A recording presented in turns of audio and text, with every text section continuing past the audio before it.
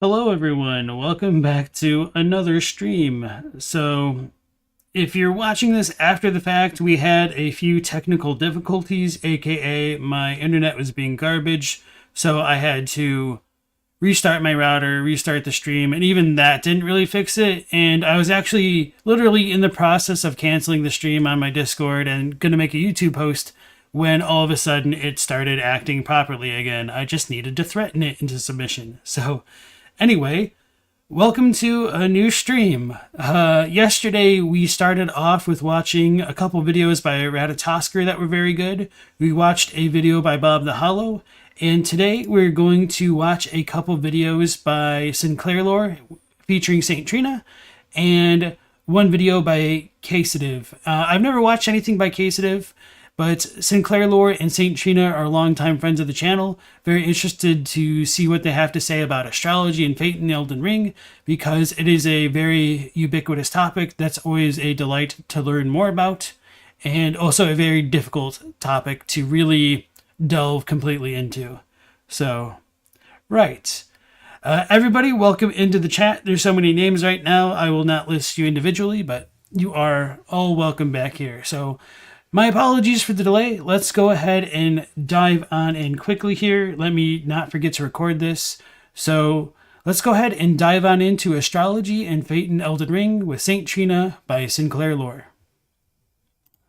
So this video is hot off the presses, and Sinclair released this yesterday. I didn't get the chance to join yesterday, so I figure why not react to this brand new bit of lore content that's been released. Sinclair doesn't know anything about astrology either. That's Sophie's domain, but you appreciate she puts One Reborn references in there. Understandable. What are you doing, Bubby? My dog is like throwing the pillows around.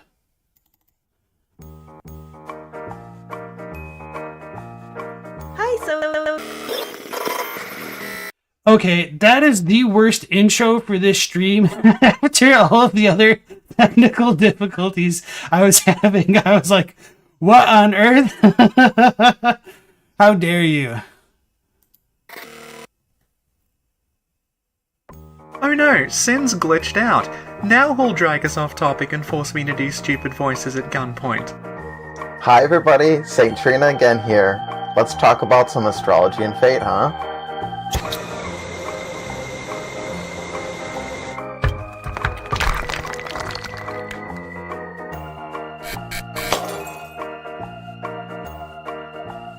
Our last episode we did together was on alchemy, so we thought astrology was a good follow-up, because one of the things Elden Ring does with astrology is it doesn't just sort of say, okay, in this fantasy world there's some astrologers over here.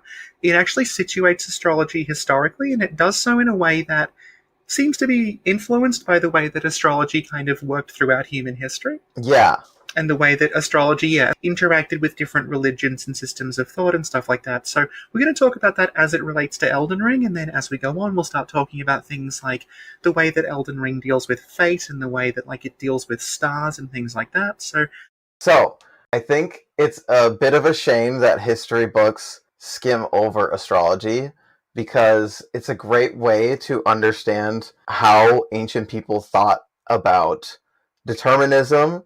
And through determinism, you get a lot of the answers that religion is trying to answer. How does fate work? How does free will work?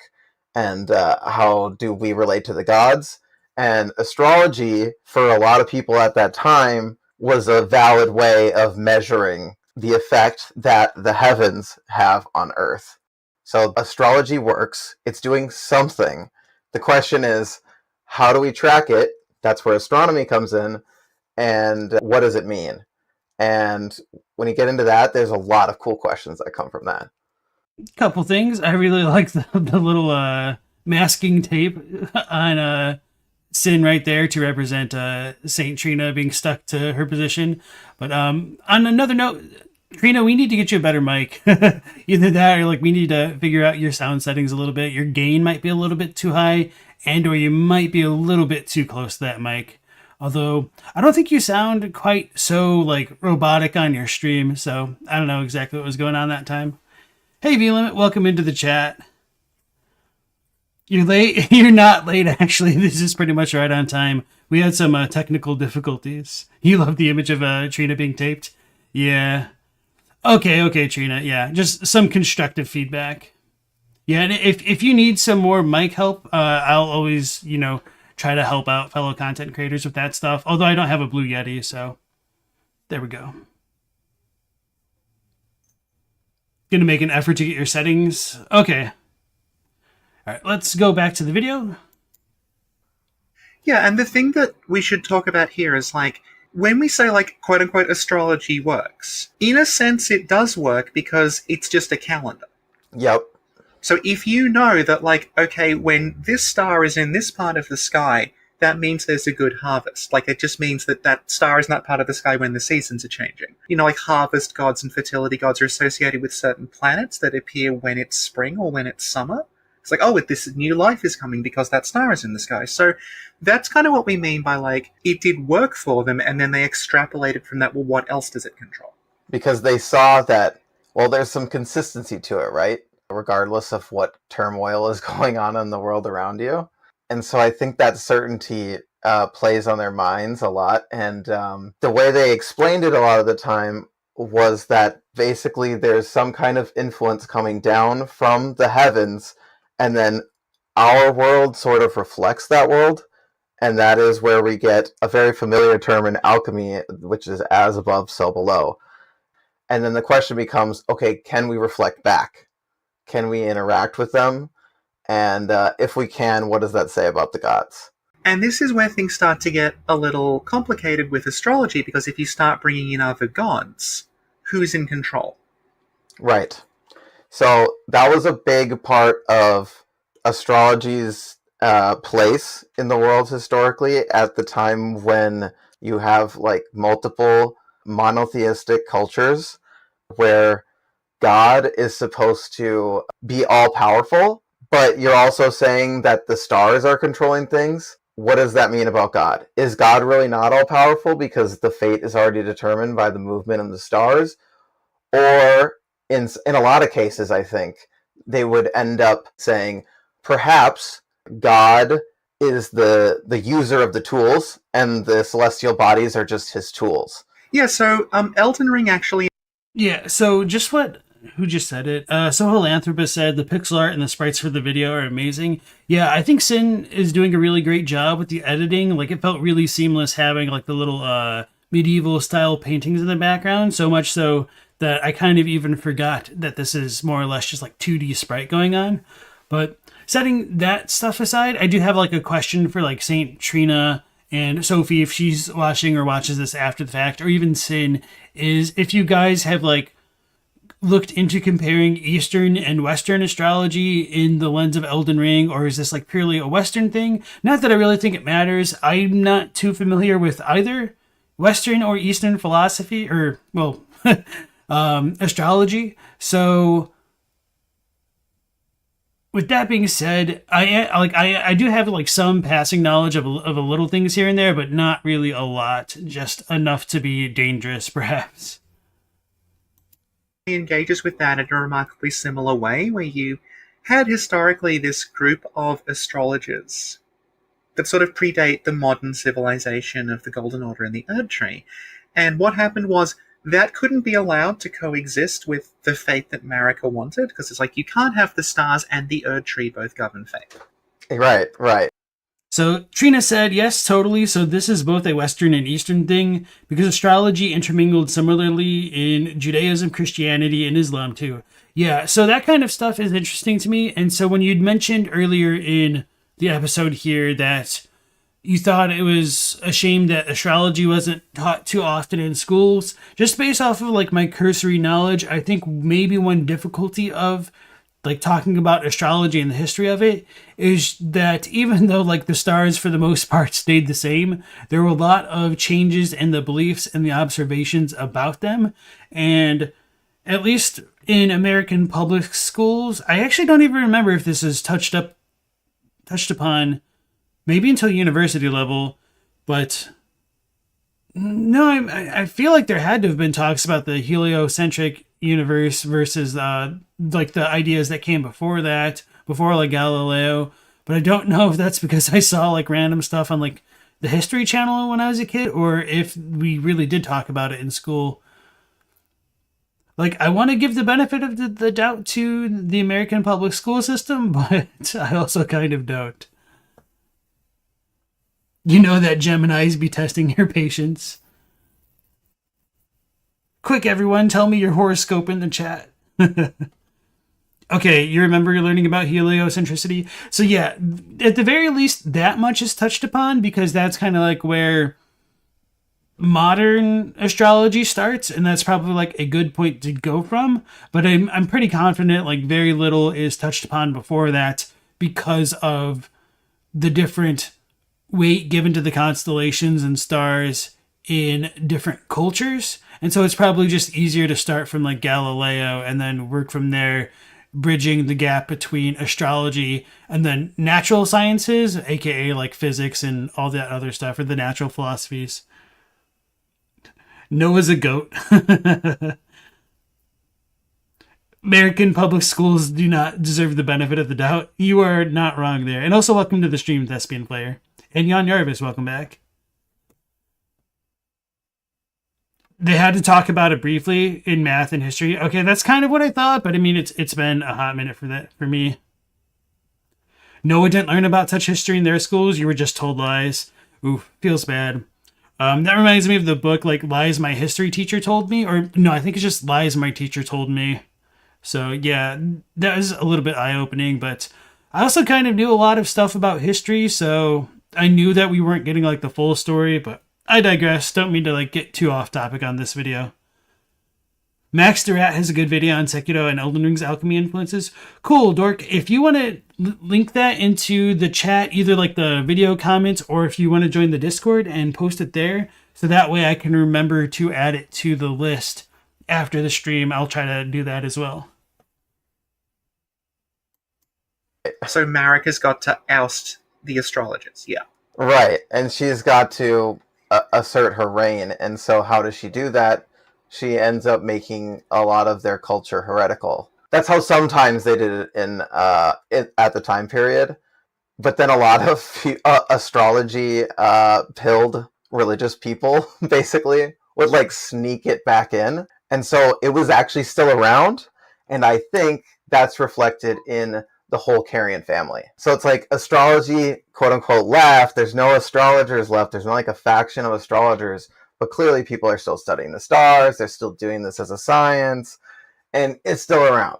It's not just heretical as well. Like, they actually do something to the stars, because when we say in Elden Ring the stars command fate, they actually do command fate. And it's this question of, like, are the stars themselves sentient, or are they, like we were discussing, is it like there is a supreme being that is using the stars, that is manipulating the stars to move fate in its direction? Yes. The thing we would all remember from the Elden Ring trailer from 2019, that was like the only Elden Ring thing we had for about 2 years, is that they kept saying, like, that which commanded the stars. Oh, So yeah, I think those are some very good questions. And one thing that I always like to point out in relation to the Elden Ring commanding the fate of the stars is that we do know that it didn't initially do so because we have Carian astrology not being withered on the vine in the times of Godfrey, and that it did only get withered when either Renala wed Radagon, or as a byproduct of something relating to like Radon arresting the cycles of the stars, or perhaps when Radagon ascended to the throne of Elden Lord and made a more official kind of union between like the intelligence-based sorceries and like Erd Tree faith. So maybe that's how the Erd Tree came to govern the stars. So it is really fascinating to me that the Elden Ring did not always command the fates, and that it kind of had to get brought into the system there, because that's not what I expected based off of those earlier trailers like Sophie had just brought up there. I forgot that. Something I've been doing is I've been looking through the text files from the game, just like all the sort of big text dump in a big database. And there's like so many variations of that line that don't get used. You get this sense that, like, at least back then, they were very, very into the idea that the Elden Ring itself is controlling the stars, or it's doing something to the stars that stops them being able to exert their will upon the lands between. And yeah, I agree with that. And so here's some hashtag deep lore / not even good enough to be headcanon, is that if in those early builds that Sophie was kind of just mentioning there with like that little text dump, although she didn't say that like specifically, that's from the earlier portions of the game. So it could have been for like trailers or whatnot, just them trying to like piece things together. But anyway, if Radon in those times was the slayer of giants and was more affiliated with fire, I do wonder if he had a kind of role reversal with Radagon, and Radagon was initially meant to have arrested the cycles of the stars, because that would make a lot more sense to me in his relation with Renala and the Carian astrology withering on the vine. But to be fair, that whole notion of Carian astrology withering on the vine could be a more recent part of the game's story, and maybe it wasn't exactly told that way initially, and then they like changed things as they went. Saint Trina says you think that the Erd Tree absolutely works similarly to how the stars work, Grace being very similar to deterministic adjacent fate stuff. Yeah, and so there is also the question of whether or not the guidance that Grace gives is supposed to be somebody's guided fate, and whether or not, if that guidance doesn't necessarily guide them to the throne of Elden Lord, because we do have people whose guidance don't allow them to take that position, maybe it's supposed to guide them to their like proper deaths, potentially. Of course, that's a very big guess there, because I don't know, it's just very contentious overall. Elder Gustav said, you don't understand the logic how it didn't always command the stars. You kept saying that, which commanded the stars on live streams. So I guess I have to pull up the Miro board again. And I still haven't like bookmarked it for easy access. So sorry if I drop a couple frames as we load this behemoth. So for anybody who doesn't know, I kind of recently made a Miro board where I was collecting the kinds of inconsistencies, contradictions, and hearsay that's been used throughout all of the FromSoft games. And for me, I think there is a big question in terms of the kind of order of events for the Carians' fates being connected to the night sky and how that got fettered. So I do have a big question of whether or not Radon was responsible for fettering the night sky, or if it's Radagon or something else. So this is my contentious claim that we don't exactly know what's going on here. The telescope says, during the age of the Erd Tree, Carian astrology withered on the vine. The fate once written in the night skies had been fettered by the Golden Order. It is arguable what the age of the Erd Tree is. I'm kind of the opinion it should be the age of Godfrey, but setting that aside, we don't know if the fettering happened because of Radon sealing the fate in the stars, withholding the constellations at bay. It's also possible that Radagon could have sealed the fate in the night skies by making Renala become like brokenhearted, because the black moon of Noxtella said the moon guided the fate of many stars, and so we do have the possibility that lunar magic and the moons guide stars, which guide fate. So there's all this stuff. And the Star Scourge heirloom says, the mightiest hero of the demigods confronted the falling stars alone, and thus did he crush at them, his conquest sealing the very fate of the stars. There was another item that talks about fate in the night sky and it being long since severed. Let's look this up.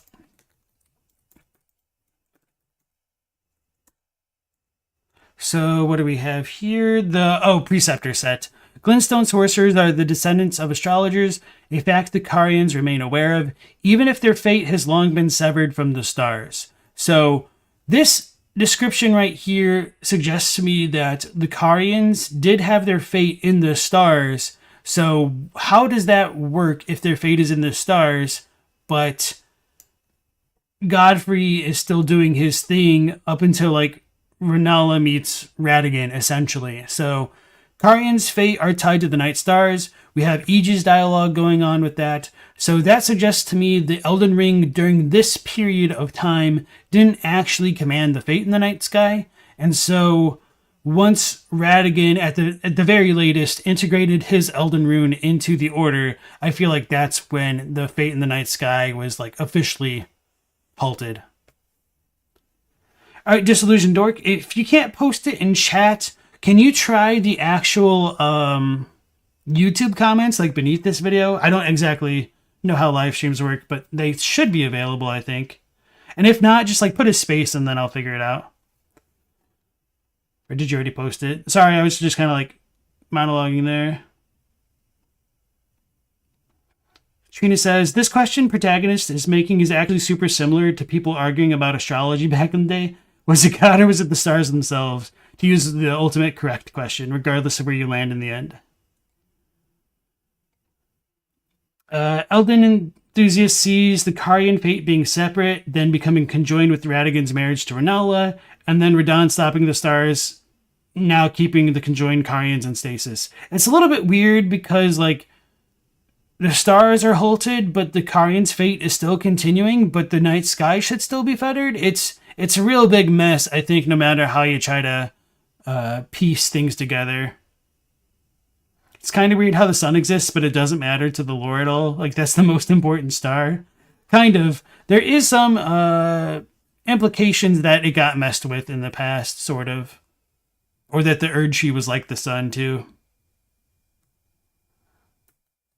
Chadwick says, Estella's proof that the Golden Order isn't all-powerful. Say nothing of the Formless Mother, but she isn't from space per se. Yeah, and the stuff with like the Alabaster Lords and all that is questionable. Some people believe that Estelle could have been sent by the Greater Will, so maybe the whole idea that the Golden Order isn't all-powerful is a little bit questionable. But I think no matter how you take the Estelle thing, you could definitely say the Golden Order isn't all-powerful just by the virtue of the Tarnished being able to become the Elden Lord. Okay, YouTube blocks that as well? Okay, yeah. If you guys join the Discord and post it into either like general or the channel idea, okay, you joined the Discord. Go ahead, post it in the channel idea server feedback page, and then I will add it to the playlist.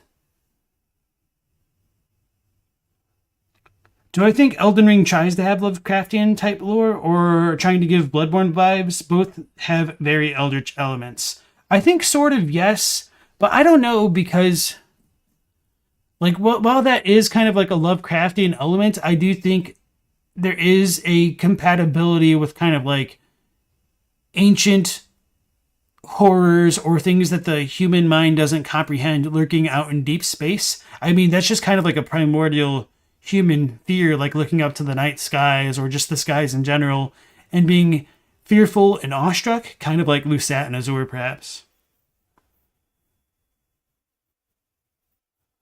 Hey, Nake. No, we're doing more reaction vids now, but I do produce content as well. And was it earlier this week? No, last week. I released 2 smaller projects.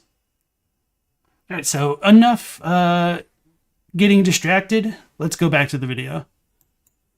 That's still kind of in the game because when you look at the sky in Limgrave, there's tiny little dots. I don't even know if they are supposed to be stars. They just look like little. They almost look like little fragments of glintstone that are in the sky. But there's not that many of them, and you really have to strain to see them. Whereas when you go to Lyonia, at nighttime you see that it's like this Milky Way thing. There's like all these stars in the sky. Crazy. Yeah. So something's actually being exerted upon the world to make that happen. So when you read about the Carians, whether it's the Carian royal family or the Rael Lucarian Academy, the thing you keep reading is like they used to have their fate connected to the stars and it's now been severed. There's one specifically, I think it's the telescope, that says the fate has been fettered by the Golden Order. Yep. The influence of the stars has been stopped, and it was the Golden Order that did it. And it's very likely grace, right? Like, I gotta imagine that's the thing that's, like, giving them a brand new fate. That is the interesting thing, because it talks about fate, but it also talks about guidance. Right. that people in this game have a fate, but then if you're tarnished, you're only referred to as having a guidance. Like something is drawing you toward the Erd Tree, but it almost feels like your fate's not set in stone. Which is like interesting given that when you do the Rani quest, you can't progress beyond a certain point if you haven't agreed to work with her, because it will literally say you don't have a fate. Right. You don't have a star fate, at least. So we have like these lines that say like the night sky no longer cradles fate, or fate has been severed from the stars. So it's very overt that like the Golden Order did something. Something happened to the relationship between the stars and the people. We haven't even gotten into Radahn yet. That's a separate question. Right. And yet, they still do have an influence because you have, for instance, Mikola, who's referred to as being ill-starred. Right. The one that's sort of most overt is the Celavis attempt to puppetize Rani. You need a special kind of starlight, and it's the star that's in front of the statue of Mikola and Melania. Yes, the Amber Starlight. Right. Yeah, who were born like way after the Golden Order is founded. It's like the Amber can still get through. Even though the Golden Order and Marika are trying to supplant the fate of the stars, there's still these fragments of starlight that are shining through. Right. They can't completely control fate because there's some sort of free will working in this world. People like Rani can take control over fate or can alter their fate if they get the right means and if they understand astrology properly. EG is pretty clear in his wording about like Rani's fate is it's held by the stars, and there's I can't remember which item it is, but there's one that says like the Karian family in particular are controlled by the stars. The Karian royal family, as well as that, they're all influenced by the moon. Right. But there's not just one moon. So what happens with Rani is like they're all stargazing, and Rani finds a specific moon. So she sees that moon becomes her guide. And there's references to like Adula the dragon. Like it says that the dragon swore an oath to the moon. It doesn't swear an oath to Rani, because Rani and the moon are kind of connected at this point. They're intertwined. They're doing some astrology shit. Yeah, exactly. Yeah. So Rani's fate is guided by that moon in particular. There's also a third moon that we hear about but never see, which is the moon of Noxtella. Right. And it's like, is that Rani's moon? Maybe? Well, this is the thing, because they mention that there was a dark moon that hung above Noxtella. Mm-hmm. They will talk about fragments of that moon. How literally are they using the term fragments? Do they mean it in the sense that, like, you know, the starlight is part of a star, it's like a piece of a star? Or is it that when everything went horribly wrong in the Eternal Cities, did the moon that oversaw them actually physically get destroyed? Because that would sort of track with the idea that, like, the Eternal Cities were physically destroyed, that, like, they were originally much bigger, and then Estelle shows up and is just spamming meteorites everywhere. So did those meteorites during that, did they smash up the moon of Noxtella, and now we just have bits of it lying around that we make the stones out of? The moon. Yeah, that's a really good question as well. I don't really have too strong feelings about it, just because I don't feel like there's enough information for me to have super strong feelings. But the one thing that I did want to mention is technically the Noxtellan moon is called the Black Moon, and Rani's is the Dark Moon. This could be a case of like Dusk-Eyed Queen, Gloam-Eyed Queen going on, but unfortunately we don't actually know if they're meant to be different. And many people like to believe that they're the same, and that the reason Rani's moon and her ending cutscene is all kind of like broken open is because it could be a reference to that Black Moon of Noxtella. If Rani's moon is the Black Moon of Noxtella, it is a little bit odd how there's the kind of falling out between her and the Black Knives and all that stuff, which is always a delight to try to piece back together, by which I mean it's a real pain in the butt. Let's go back. Moons are usually the closest to the land, so I could definitely see that happening. And another Karian moon connection is like that area where you fight Loretta. That is specifically, it's called the Moon Gazing Grounds. This is something that, like, Bloodborne does it as well. That's where I know it from.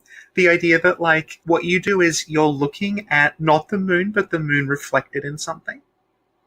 So presumably all those chairs, like, all the Karians would sit around and just look at the moon reflected in that pool of water. Oh, right. I've seen that in some other traditions, too. do you think that the dark moon, Ronnie's moon?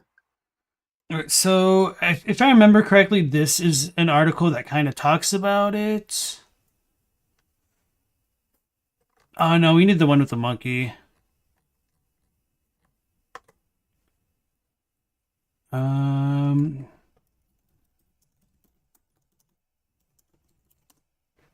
And this isn't necessarily like a specifically Japanese thing. Like the idea is kind of mentioned in The Witcher as well. Like there's the one wizard guy who says like you mistake like the stars reflected in the pond for like the stars in the sky or something like that. Is this it?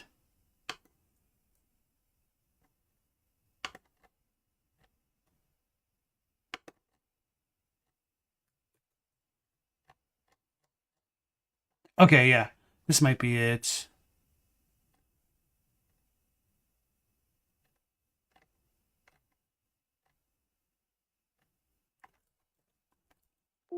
Oops, if only I could type. Hmm.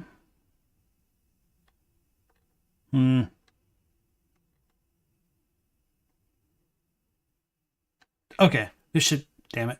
This should be good enough. Let me do this for you guys. Make it bigger if I can. All right. One evening, as a group of monkeys gathered on a tree branch to go to sleep, they noticed that below them, on the surface of the lake that their branch extended over, the moon was shimmering and rippling. One cried out, "Look, the moon has fallen into the lake." Another shouted, "Oh no, we must save her." And quite quickly, the monkeys, being a kind and caring bunch, organized themselves for a rescue operation. One wound his tail around the branch, anchored his feet, and reached down. The next climbed down and looped her tail around the body of the first. The third did the same, and the fourth, until they could almost reach the moon.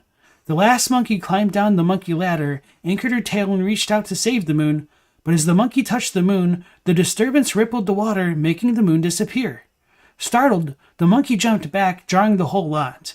This cracked the branch and launched all of the monkeys into the lake. When the monkeys looked up from their bath, they realized the moon was back in the sky. Had it played a trick on them, or had they made a mistake?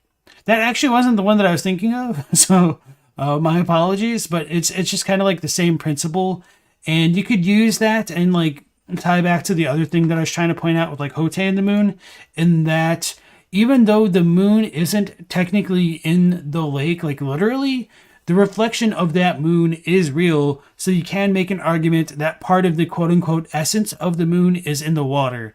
So what you can extrapolate from that is that there is truth in all things, even if the basis of that thing is kind of a lie or misleading.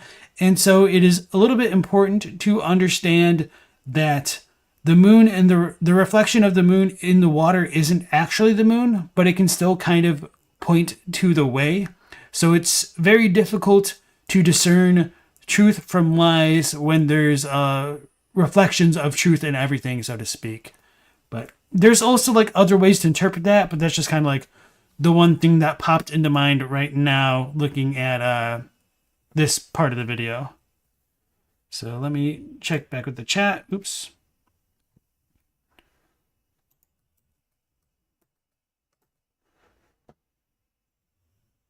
Theory Donnie's dark moon. It's literally just the dark side of the moon with the full moon being the light side. And yeah, that is another possibility as well, which is kind of funny.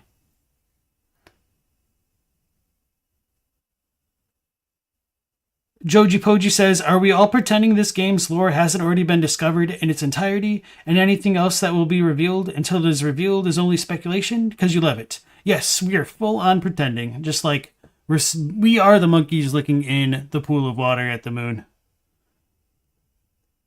Moon, that spells moon. I was thinking of the drowning monkey story. I was thinking of a different one, but yeah. Now you want more storytime streams with LP? Maybe, we'll see in the future. You'd say the moons are fundamentally different to stars. The stars seem to be pretty metaphysical, what with the glintstone and seeds of stars and stuff.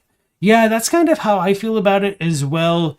And I think Sophie was saying that the Karian's fate is guided by the moons, but I'm more inclined to disagree And while I think she's kind of right there because the moons can be used to guide the stars, I do think that it's ultimately the stars which guide the fate of the Carians and probably guided the fate of all things or most things in the lands between before the Elden Ring came in and set up shop. Thanks, Saint Trina. And the eclipse are related or the same, because it's very weird that they are represented so similarly.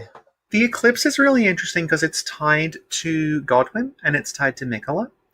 And when you look at the Prince of Death's staff, it says like there's amber in the staff, but the amber has become sullied. So it's like Godwin's starlight, like Godwin's fate, it has been sullied. And obviously, it has been because his fate was not to die and then Rani had him killed. The eclipse itself is sort of symbolic of Godwin, where you had this sort of golden shining thing in the sky, and then this moon passes in front of it and blots it out. But it's interesting that they want it to happen, because the spirit in Castle Sol, it's praying to Miquella, and it's saying, Miquella, we're sorry, the eclipse hasn't worked, your comrade is soulless. Are we going to assume the comrade's Godwin? I do think so. There's obviously one of those soulless demigods there, but it's weird that, like, why that specific one? Why is Miquella obsessed with that specific one? Why is Castle Sol just that specific one? It makes more sense if it's Godwin, because you also find the Eclipse Shotel there, which is like mixing the gold with the death. It's weird that they don't say brother, but you know. I think it's referring to Godwin and the idea of like, we do something to the fate in the sky and that will somehow restore Godwin's soul to his body. I think that might even be what the DLC is going to be about. Okay, so I see it on our notes.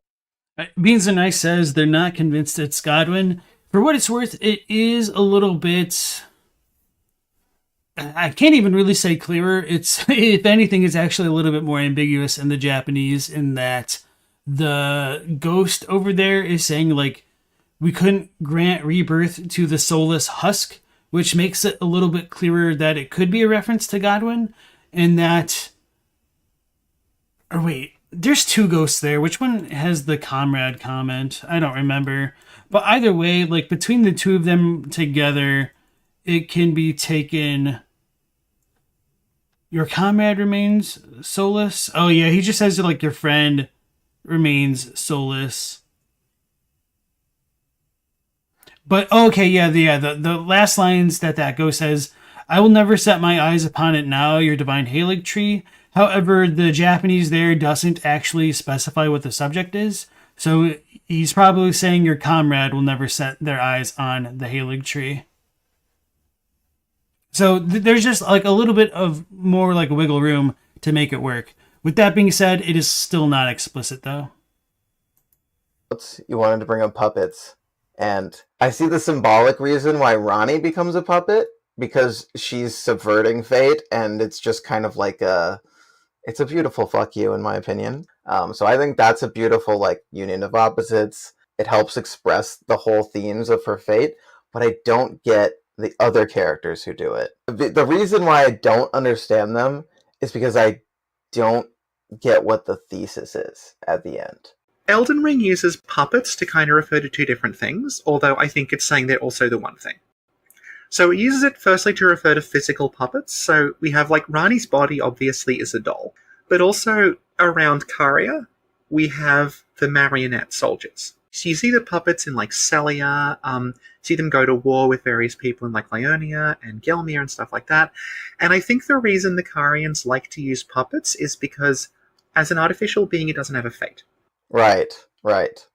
Submit to your will rather than the will of the stars themselves. Yeah, And to tie into that, I do think in my headcanon that the reason Rani chooses to possess the doll of a puppet and we have other characters like Selin possessing the bodies of others is meant to kind of show off that kind-hearted girl side, which Celis vaguely references once. And otherwise you'll never kind of really get a good inclination to Rani actually being a kind-hearted person. So why is that important? It's possibly because Rani feels what it's like to be a literal puppet of the two fingers, So she might feel that she doesn't want to be like the Two Fingers in any capacity and then chooses to inhabit the body of an inanimate being as opposed to taking over the will of somebody else. But again, that's kind of more my headcanon than anything else. Or even just order them around. Yeah. They do what I tell them, they don't do what the stars tell them. So then my follow-up question for you is, what about the two Nox women who decide to become puppets of their own volition? That is the hardest layer for me. We now come to the second way the game uses puppets, which is to describe these sort of like husks that are left behind by people after Celadus gives them the potion.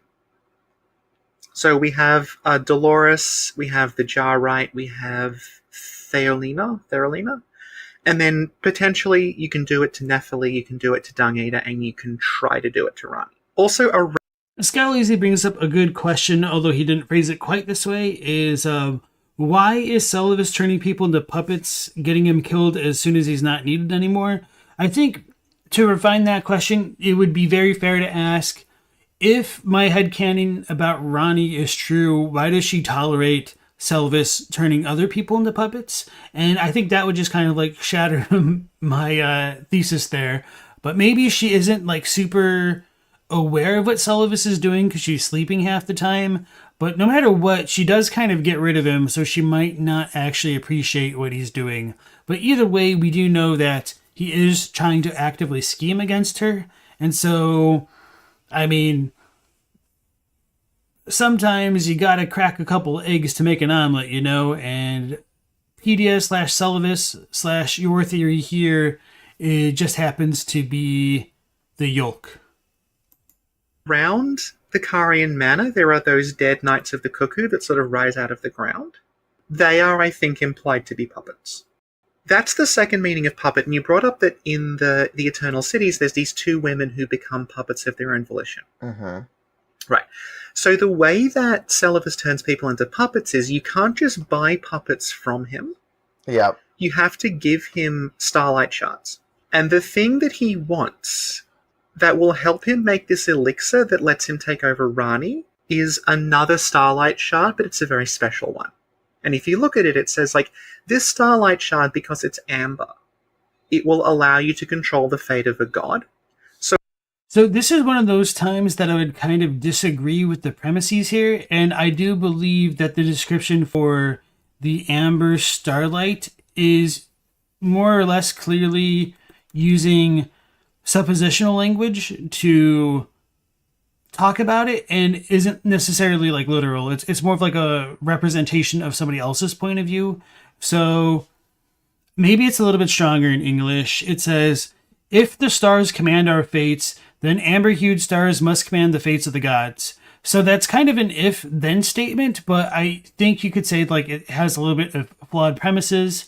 And okay, the next line makes it a bit more explicit. Such is the belief that inspired the use of these shards to prepare a most special draft.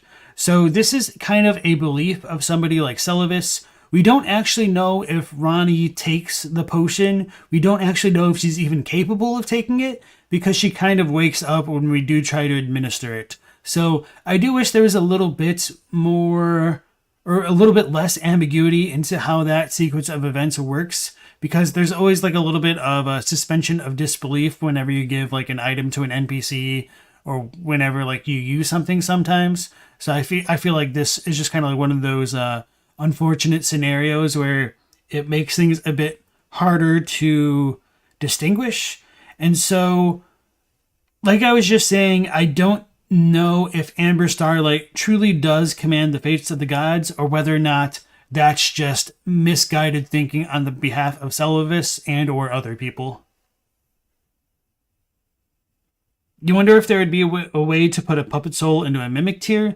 That's kind of one of my pet theories about how the Alban Orcs got created. It would make a lot of sense to me that if the Nox were kind of focusing on rebirthing rituals, perhaps in a way to skirt fate and or Erd Tree burial and rebirth, that the Alban orcs could be the remnants of the Nox civilization. Maybe that's how they angered the Greater Will. We don't really know, though. So, if the Nox did come to inhabit the Alban orcs, I do think there would be a lot of hubris to their actions in the Alban orcs, lacking the ability to continue to reproduce naturally.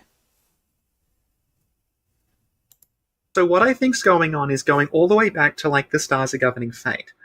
What you do with that Starlight Shard stuff is that you are kind of using the stars to overwrite the fate of a person. Nephili, like, she had a fate, but you sort of hijacked it by giving her this star stuff. You used the stars to control Nephili's fate. So she's no longer a person, she's like a shell. It talks about the Starlight Shards and the sort of, they call it an intoxicating draft, the thing that made people into puppets, that comes from the Eternal Cities. And the Eternal Cities is super into Starlight. So I think, honestly, what happened with the people becoming the puppets is that's just like, we're going to swear eternal servitude. We're going to give you our fate. Oh, okay. It's like it's like a patriotism thing. Yeah, or like the way that, like ancient emperors would be buried with their servants to continue serving them. That's what the second kind of puppet is. It's someone who, like, you've used the stars to, like, twist their fate into something else. Now you're in control of their fate. So they are now a puppet in the same way that the Karian marionettes are a puppet. And what's interesting is, like, you talk about Rani becoming a puppet, but like I think this is absolutely intentional. She becomes a puppet to avoid becoming a puppet. Yeah, it's beautiful. Okay, so weird thing that comes up there is that even in this new state, in this new body and all this, her fate is still kind of controlled by the stars. To me, it's more like, the way that it talks about Rani and her moon is that, like, she sees the moon and she sort of pledges herself to it. So it's not like from birth Rani's fate was writ, like, this is what's going to happen to you. It's like she sees this moon, the moon is speaking to her, and it's almost like a god, and she's like, I will bring your night into being. So there is a little bit of cut content, and I think it might be a little bit more explicit in the Japanese here, that when you were fighting Renala, she has a line in that... actually, let me look up the term Hermes, because I know it'll be like right next to it. Okay. So,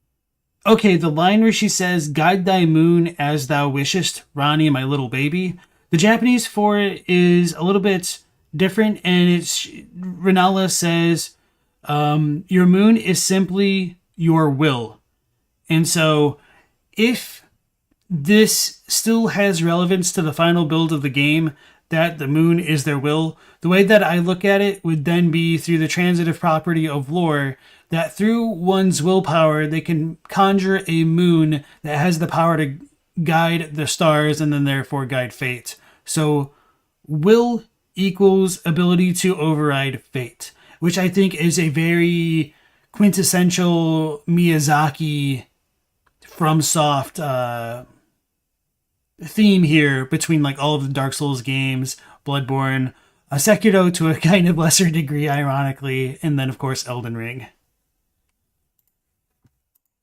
This, I think, brings us to, like, we were talking about the Nox and Noxtella.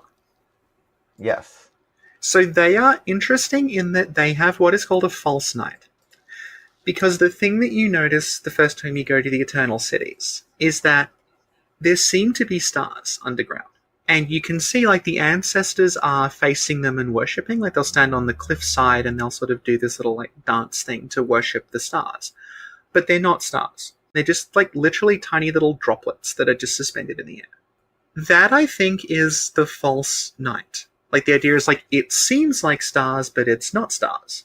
So do you think that they can't even open their own treasure chest?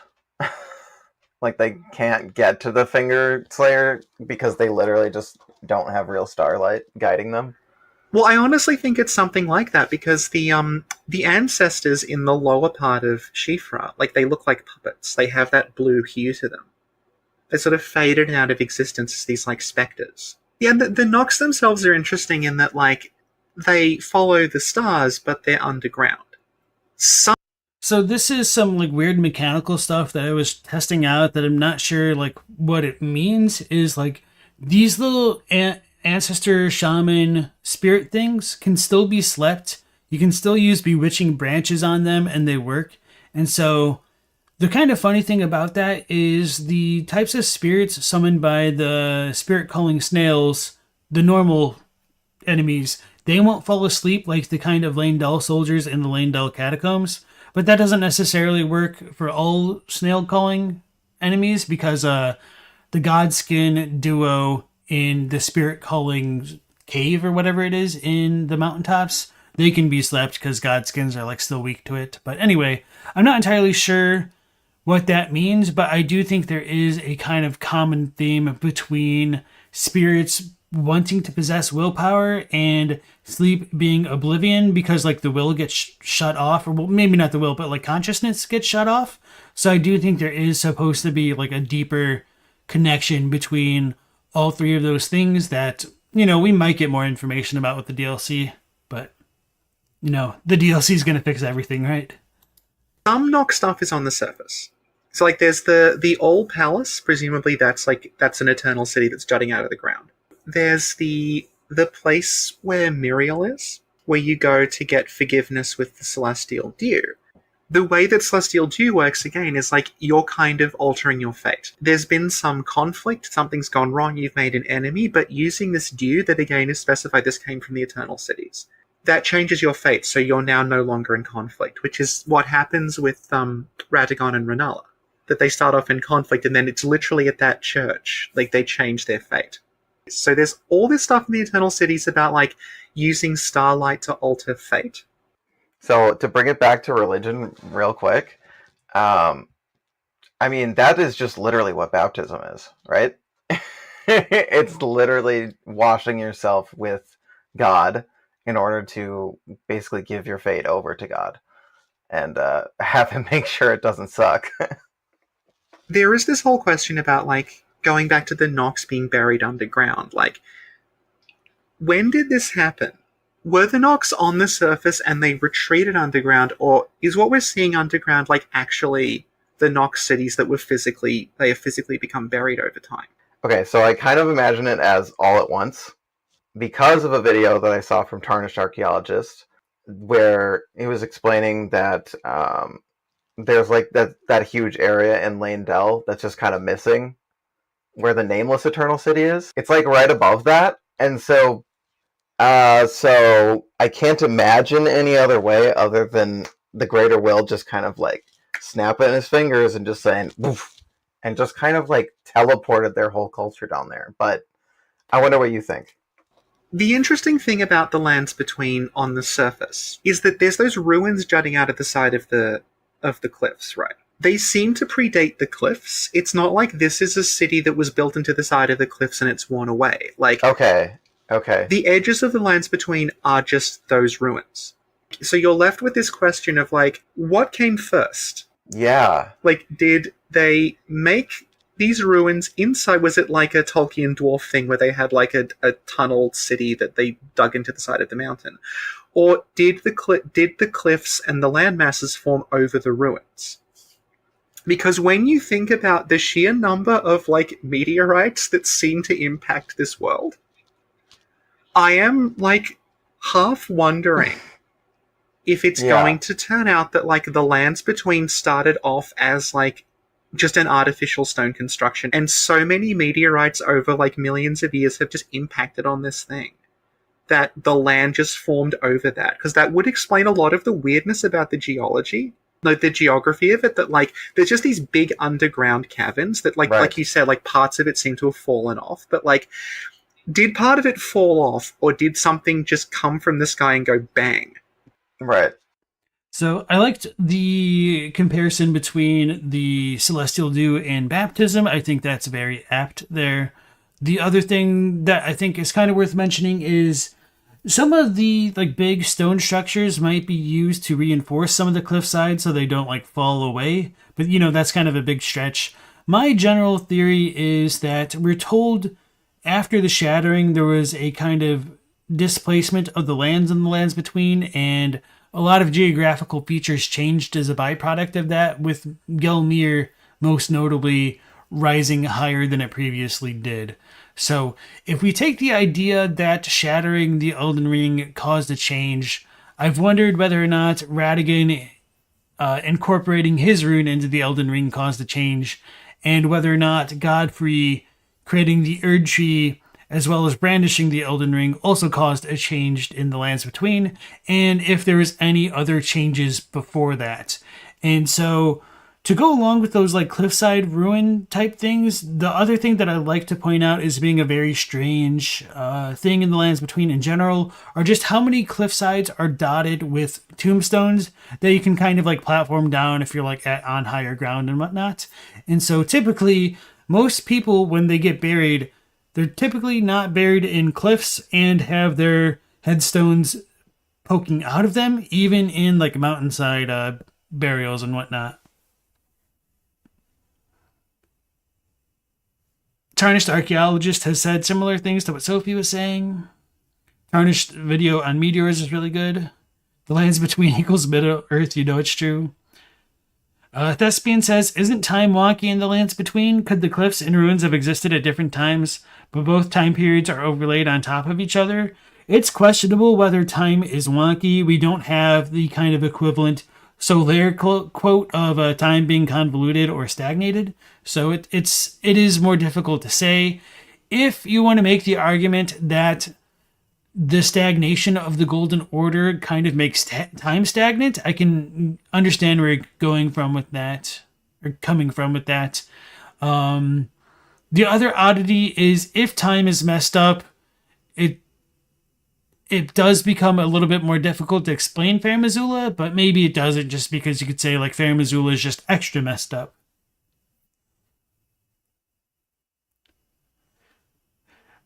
Boris says, you still believe that the Forbidden Lands is somehow not a part of the Lands Between? I would just disagree with that, because I don't feel like we have enough info to say that it's not. I think the only thing that I would maybe even argue that isn't part of the Lands Between is maybe the Eye Beyond the Storm in Fair Missoula, because it's described as like the times between in Japanese, or whatever it is in English, which I don't remember. But even that I would still say is technically part of the Lands Between. All right, let's go ahead, go back to the video. Because it's absolutely bombarded with meteorites constantly. Right. It makes me think of like the way that one of the reasons that life's able to evolve in a stable way on Earth is that we have Jupiter. Wait, really? Yeah, because all of the like meteorites and shit that are out there that would have hit Earth, because Jupiter is so huge and it has such a huge gravitational pull, that when they come into the solar system, they just get sucked up by Jupiter. Right, I like the little Final Fantasy VII supernova graphic going on in the background there. Okay. So Jupiter's basically like it's like Radon. Well, maybe we need to keep Radon then. Well, that's what happens though. Like you beat Radon, and then the first thing that happens, a meteorite bashes a massive hole in Mistwood. So, like, if you imagine, okay, then that's just like during the course of the Elden Ring game, which presumably happens over like a couple of weeks.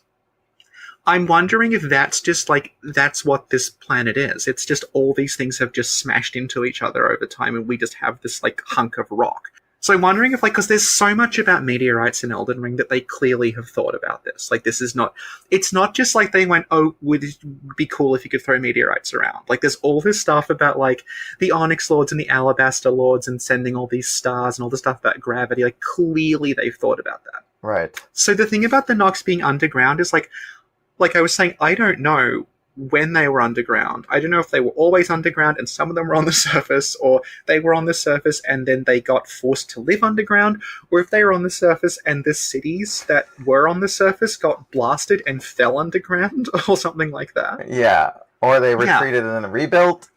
Yeah, because it's very odd, firstly, that like they would have a moon if they're underground. It's mostly hollow down there, so I can accept that maybe like a moon doesn't have to be that big. It can still be a moon. The other weird thing is that they talk about the Dragonkin soldiers of Noxtella and the one that's in the Lake of Rot. But it says they became dragons in imitation of... It says the Skyborn kin. And it's like, oh god, do they mean Farum Azula? Maybe, because there's also dragons in the mountaintops before anything happens with the fire giants. There's the ice dragons who get like one mention. But And then, of course, we have the pleasure of trying to reconcile while we have Dragonkin soldier spirits in the snowfields when all of the Dragonkin were said to have been born in the Eternal Cities. So, maybe they were born there, but that doesn't necessarily mean they died there, I guess. I don't know. It's a bit of a mess. I'm mostly interested in, like, well, dragons are in the sky. Were they on the surface? Did they go underground? I don't know, but they at least had some presence on the surface, even if they didn't always live there. So I guess this leads us to, like, the final thing I wanted to talk about, which was, like, we've talked about it a little bit, but the idea of fate.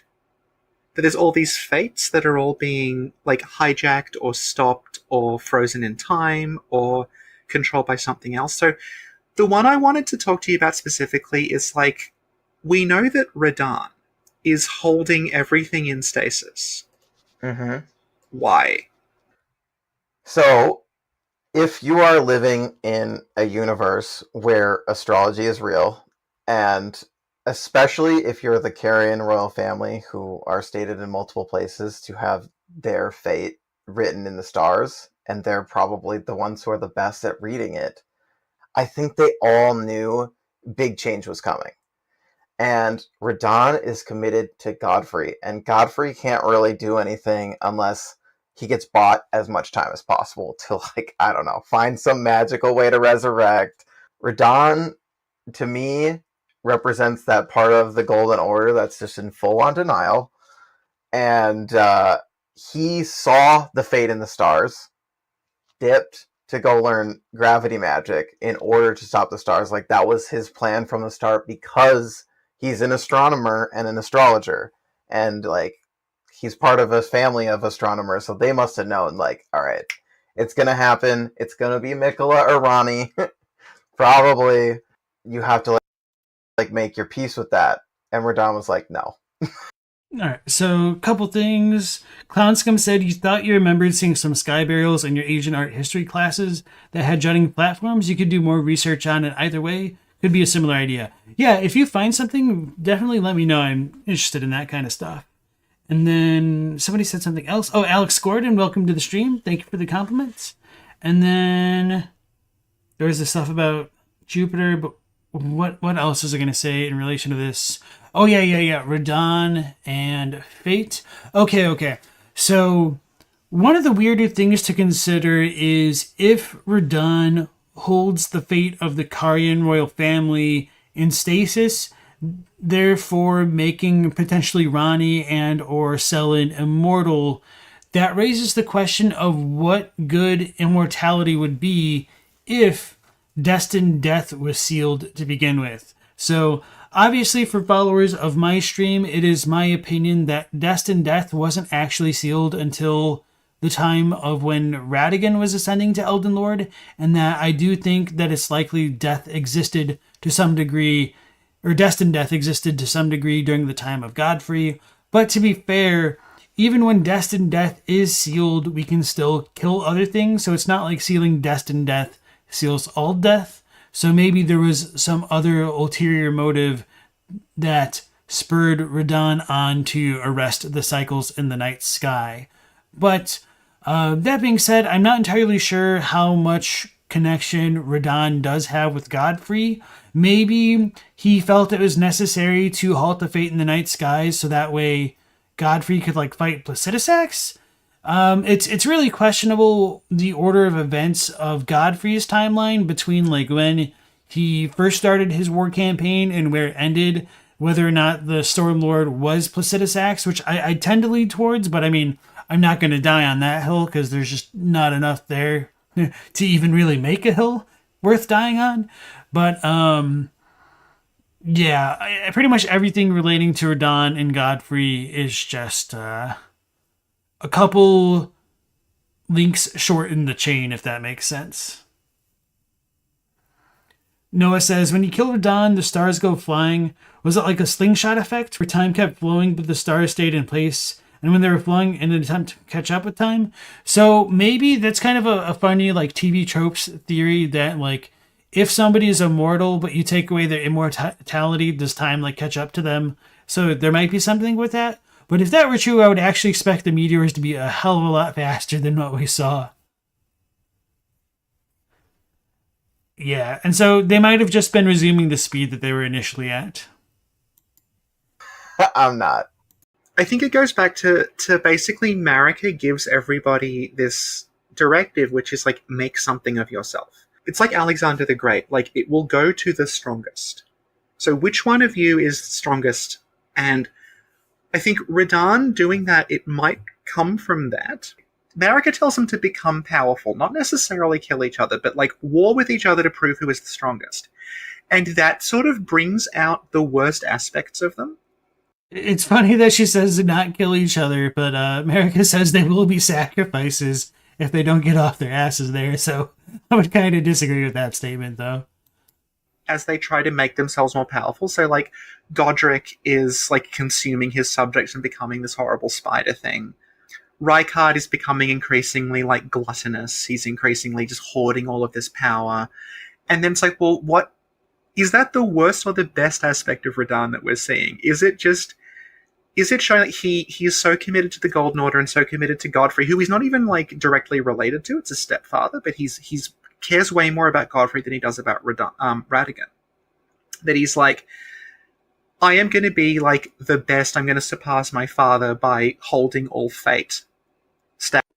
So that's kind of a weird claim to make. I don't necessarily, like, want to say it's wrong or anything like that, but I think if we look back at the timeline from their perspective of Radagon not actually being Elden Lord yet, when Radahn knew Godfrey, it would kind of make a lot of sense for Radahn to hold the actual Elden Lord of his timeline here in the highest of esteem, whereas he is still proud of his father, and the red in his armor is meant to show that he is a quote-unquote champion's cub. So I do think he probably held both in high esteem to some degree, but just kind of as like a man, it's probably a little bit more understandable that he would admire Godfrey more because Godfrey isn't his father, and Godfrey is like the pinnacle being in terms of like strength and authority in the Lands Between at that time. But who's to say, like, after the fact, when Radagon ascends the throne after all is said and done. So it's pretty complicated, and I really do wish that we had more about the demigods in general and their youth, as they say. I am so powerful that I control everything in the world by just saying no more fate. Or is it like the best aspect of him where he sees something is coming and he's trying to stop it? Like, they're kind of two different... What's his motive? I don't know. That's true of a lot of them, honestly. A lot of the main characters, except for Ronnie. Ronnie, we get to see a lot of her. So to put my astrology spin on it, he is of red hair, right? And he is warring. Mars is literally a warring type planet. And in, I would say, like, maybe like the second or third wave of like the development of the thought of astrology. It didn't start at this, but then eventually you get into birth charts and natal astrology, and basically what you're born as determines lots of things about you. And that's where that whole idea comes from. And if you were born under Mars, you were more likely to have red hair and be violent. I feel like there's something to be said there, thesis-wise, about like he tried to like hold back the stars, but he ended up just kind of like enacting what we might imagine his fate to be anyway, because he was just committed to war, and like the war route in this universe, it clearly isn't like leading anywhere. Just to, play devil's advocate, Trina, how do you feel about what's her face, Ronnie and Radagon also having the red hair? I would even actually go so far as to say that I do think it's likely that Rykard had red hair because of the feather in the Gelmir, like, nightcaps or stuff like that. You're laughing at the sin at it. Yeah, I noticed that as well. Simi Cat, welcome back to the stream. And I saw somebody else. Stella, yeah, welcome back to the stream. I didn't say hey to you. The war round, like, it barely ever accomplishes anything. I wanted to talk about the amber egg. Radigan gifts Renala this amber egg, and we've said before, like, amber is constantly associated with the stars and starlight. And what Renala's doing is she's rebirthing people through the egg. When they're rebirthed, they're incomplete. And I'm wondering if that is because they don't have a fate. 2 questions. Is that everybody that goes through the egg? And if not, why? Like, it seems like we don't get imperfected by it. So what in the heck is up with that? Well, we get rebirthed differently because we use the larval tears to do it. Do you think she just doesn't have access to them? I don't know if I'd agree with that. I mean, sure, maybe you could make the argument that during her fight, she doesn't use the larval tears and she might rely more on the power of the egg alone. But by the same token, we do give Bach the larval tear when he needs to transform. And when we do kill the transforming enemies that were like disguised as commoners and are like either rune bears, trolls, or the lion things, they also drop larval tears. So I do think rebirth or like larval tears are probably necessary to those kinds of rebirth to some degree there. And to tie into that, my explanation as for why those beings end up imperfect is because I do think there is a kind of antagonistic relationship between silver and gold to some degree in the Lands Between, in that when you have too much silver or silver adjacent things, which I think are more related to the soul, that they will kind of overpower things related to the will and cause the form of that thing to deteriorate. So I think in some ways silver can represent form and spirit, whereas gold would potentially represent will and memory and desire, which, you know, kind of goes back into the will aspect of things. So the part of the reason why I say that is due to the multiple things we have relating to silver, with Albinorix not being able to rebirth naturally. I think that ties into the bloodless stuff with like land sprouts, Miranda flowers, and mimic tears not using FP to summon their spirit ashes, but HP instead. They lack blood, and therefore they lack the gold in the blood to give them their own will to sustain them. And I think that's why the land octopi need human blood to actually procreate. It's because they don't have blood of their own, they don't have gold of their own to create this kind of anchor for their spirits to remain in the Lands Between. So what else was I going to say with the silver stuff? All right, so the silver stuff seems to absorb HP, seems to absorb gold, all that stuff. And we do have some incidental confirmation of that, question mark, with the Nox Maiden's Night Sorceries, with the Nox Maiden's Mist, whatever it's called. And it just kind of creates a silvery mist which absorbs HP. And the Albinorc blood clots are used to create like the pot that stops HP restoration. So I think the natural state of silver and silver adjacent things is to consume gold, and there becomes an imbalance when you use rebirth with silver tears, in that you're introducing more silver into like the cosmic balancing scale. So you become more of a silver being, and then you just kind of start to degrade or deteriorate as a result of that, if that makes sense. Good point about Bach, thank you. Was the rune inside the egg, or did Ronnie give it to us? So the rune was inside the egg, and Renala did give it to us. Amber is golden in color, that's got to be intentional. Yeah, and so it depends like what you want to say amber is, but for like all intents and purposes, like gold amber could be like related to the whole will thing, and obviously like the Elden Beast and all of those. Chadwick says silver seems to be mutable in whichever application. So yeah, I think the silver tears represent like the formlessness, that they could become anything. And so like the gold is kind of like the template. And so to give another comparison to like the soulless demigods, my speculation headcanon about why we can use the soulless demigods for remembrance duping is that the soulless demigods obviously have their souls taken away from them, but I believe their gold is still present in their bodies. So this gold is more or less shapeless because it's in a body without a soul to give it a shape. So what we do with the finger reader's power and the power of remembrance is we could say that a remembrance might be a mold that's been kind of hewn into the Erd tree. So if you like took a little like block, a literal block of wood and carved a shape into it, you could say that's the shape of the being that it came from. And so we take the demigod's inherent gold, put it into that mold there to get another remembrance. So it's not like we are retrieving an old remembrance, we're like literally duplicating it, I think. So hopefully that makes sense. And that's just kind of my quick theories on gold and silver. And if you guys aren't familiar with my channel, I have made a very long video about the subjects of gold and silver specifically to get a bit more nitty gritty details. So moving on here next. Yeah, it's like a printing press with God as the ink. Well said, Chadwick. I don't think she does. Okay.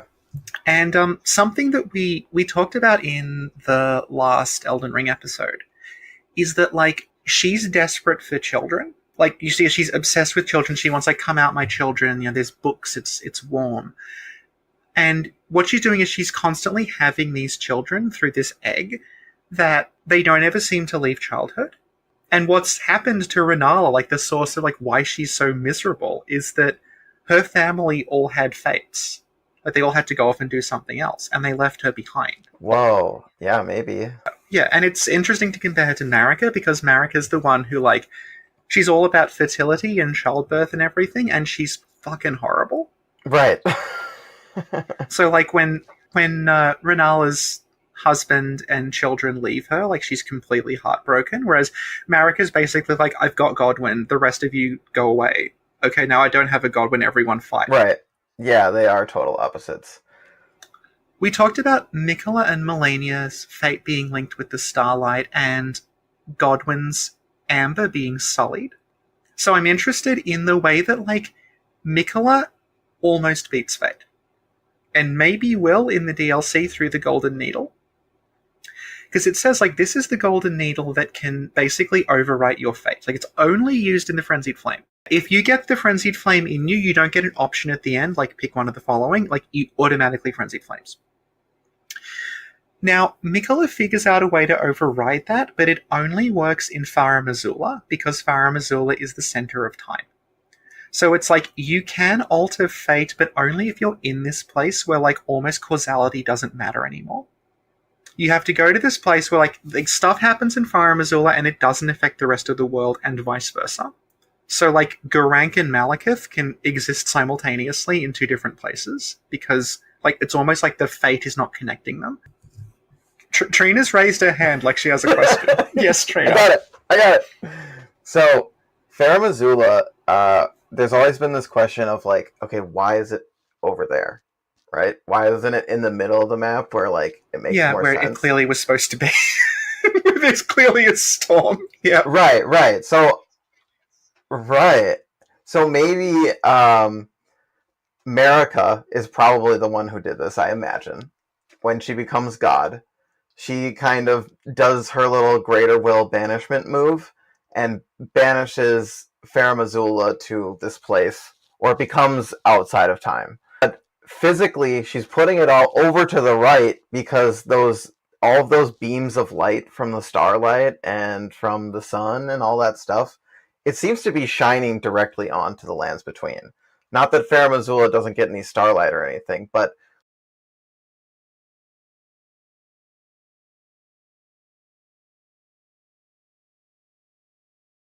her little greater will banishment move and banishes physical light shining directly onto the lands between.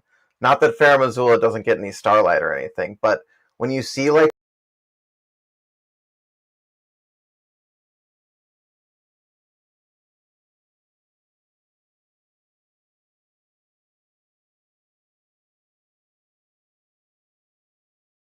will banishment.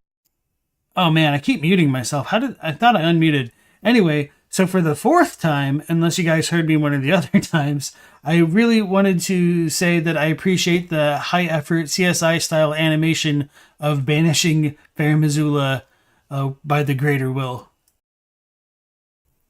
Oh, I see what happened. Okay, maybe I've been saying it, but me pressing spacebar to start the video again has just been like muting me. Anyway. Move and banishes Fair Missoula to this place, or it becomes outside of time. But physically, she's putting it all over to the right because all of those beams of light from the starlight and from the sun and all that stuff, it seems to be shining directly onto the lands between. Not that Fair Missoula doesn't get any starlight or anything, but when you see like the rays coming down from the Erd Tree or from the moon specifically, they're like touching the ground in certain spots. But that definitely, I can confirm, I've never seen that in Fair Missoula. So I'm wondering if it's literally like outside of the cosmology of perhaps the Erd Tree's influence. I think it's sort of like inarguable that Farum Azula was in the ground at some point. Because when you go to the very bottom of it, it's got like just rocks and like dirt and trees and rivers and things. It looks like it was ripped out of the ground. It has these bridges branching off it that are all broken. But I'm pretty sure like those bridges would line up with the Divine Towers. So I think it probably used to be where the storm is in the center of the map. And I think the reason it's in the sky is that something hit it. Farum Azula's in the ground, something hits it, it gets knocked into orbit almost. And it looks like when you see the crater leading to Nokron, there's all the rocks that are just suspended in the air. So I'm thinking Farum Azula seems like the same thing, like on a massive scale, it's just held in the air. The other thing I would say about Farum Azula and the towers is that the towers all have like debris on one side of them.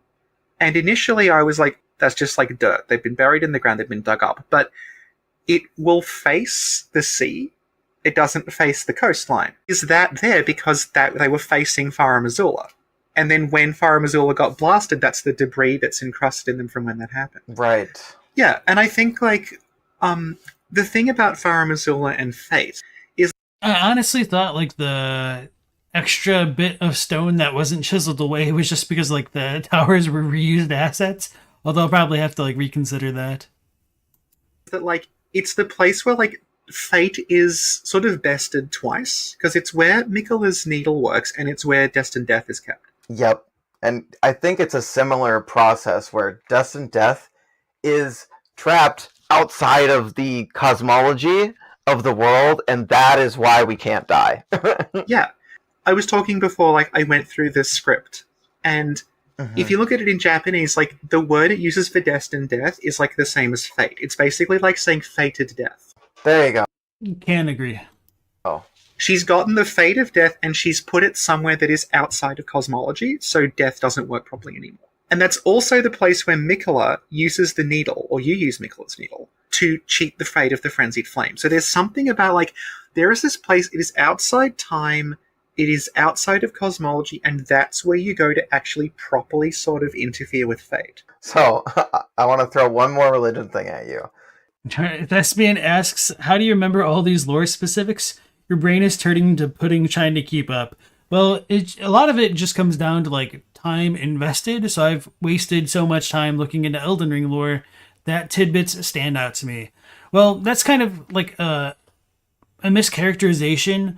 There's a very popular phrase in Japanese where it's called the nail that sticks out gets hammered down. And what that means is if you're working on a project and you like place 1,000 nails, you don't go back hitting the nails that have already been like bound into the wood. You go back and hit the ones that aren't fully in there. So what that means is you pay more attention to the things that stick out. And to relate that to lore hunting, the things that stick out in that process just stay in my mind a bit more easily. And because I do compare the languages of English and Japanese, more is also going to stick out to me generally from that process. Although, of course, it's not foolproof. I do forget things quite a lot. I've, been talking about Elden Ring lore for quite a long time in my chats in streams and things like that. So a lot of it is just overexposure to the lore in general, but also just like if it feels too much to jump into all at once, that's totally understandable.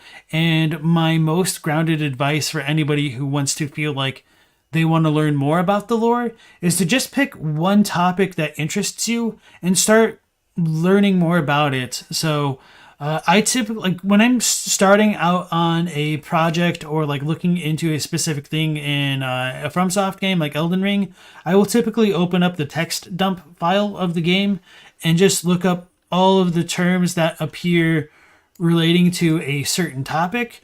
So for like Destined Death, I'll just type in.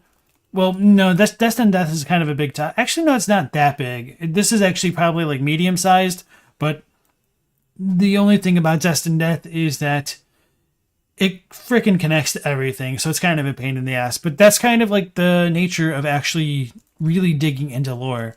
So with Destined Death, I type in Destin into the spreadsheet here, and so I can look up all of the stuff relating to Destined Death.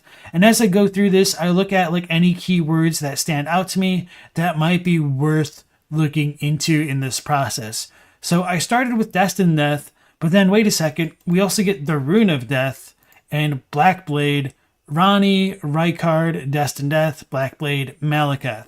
So these are the kinds of things that I'm going to start wondering about as I begin my search into Destined Death. Maybe keep that in mind as I move forward here.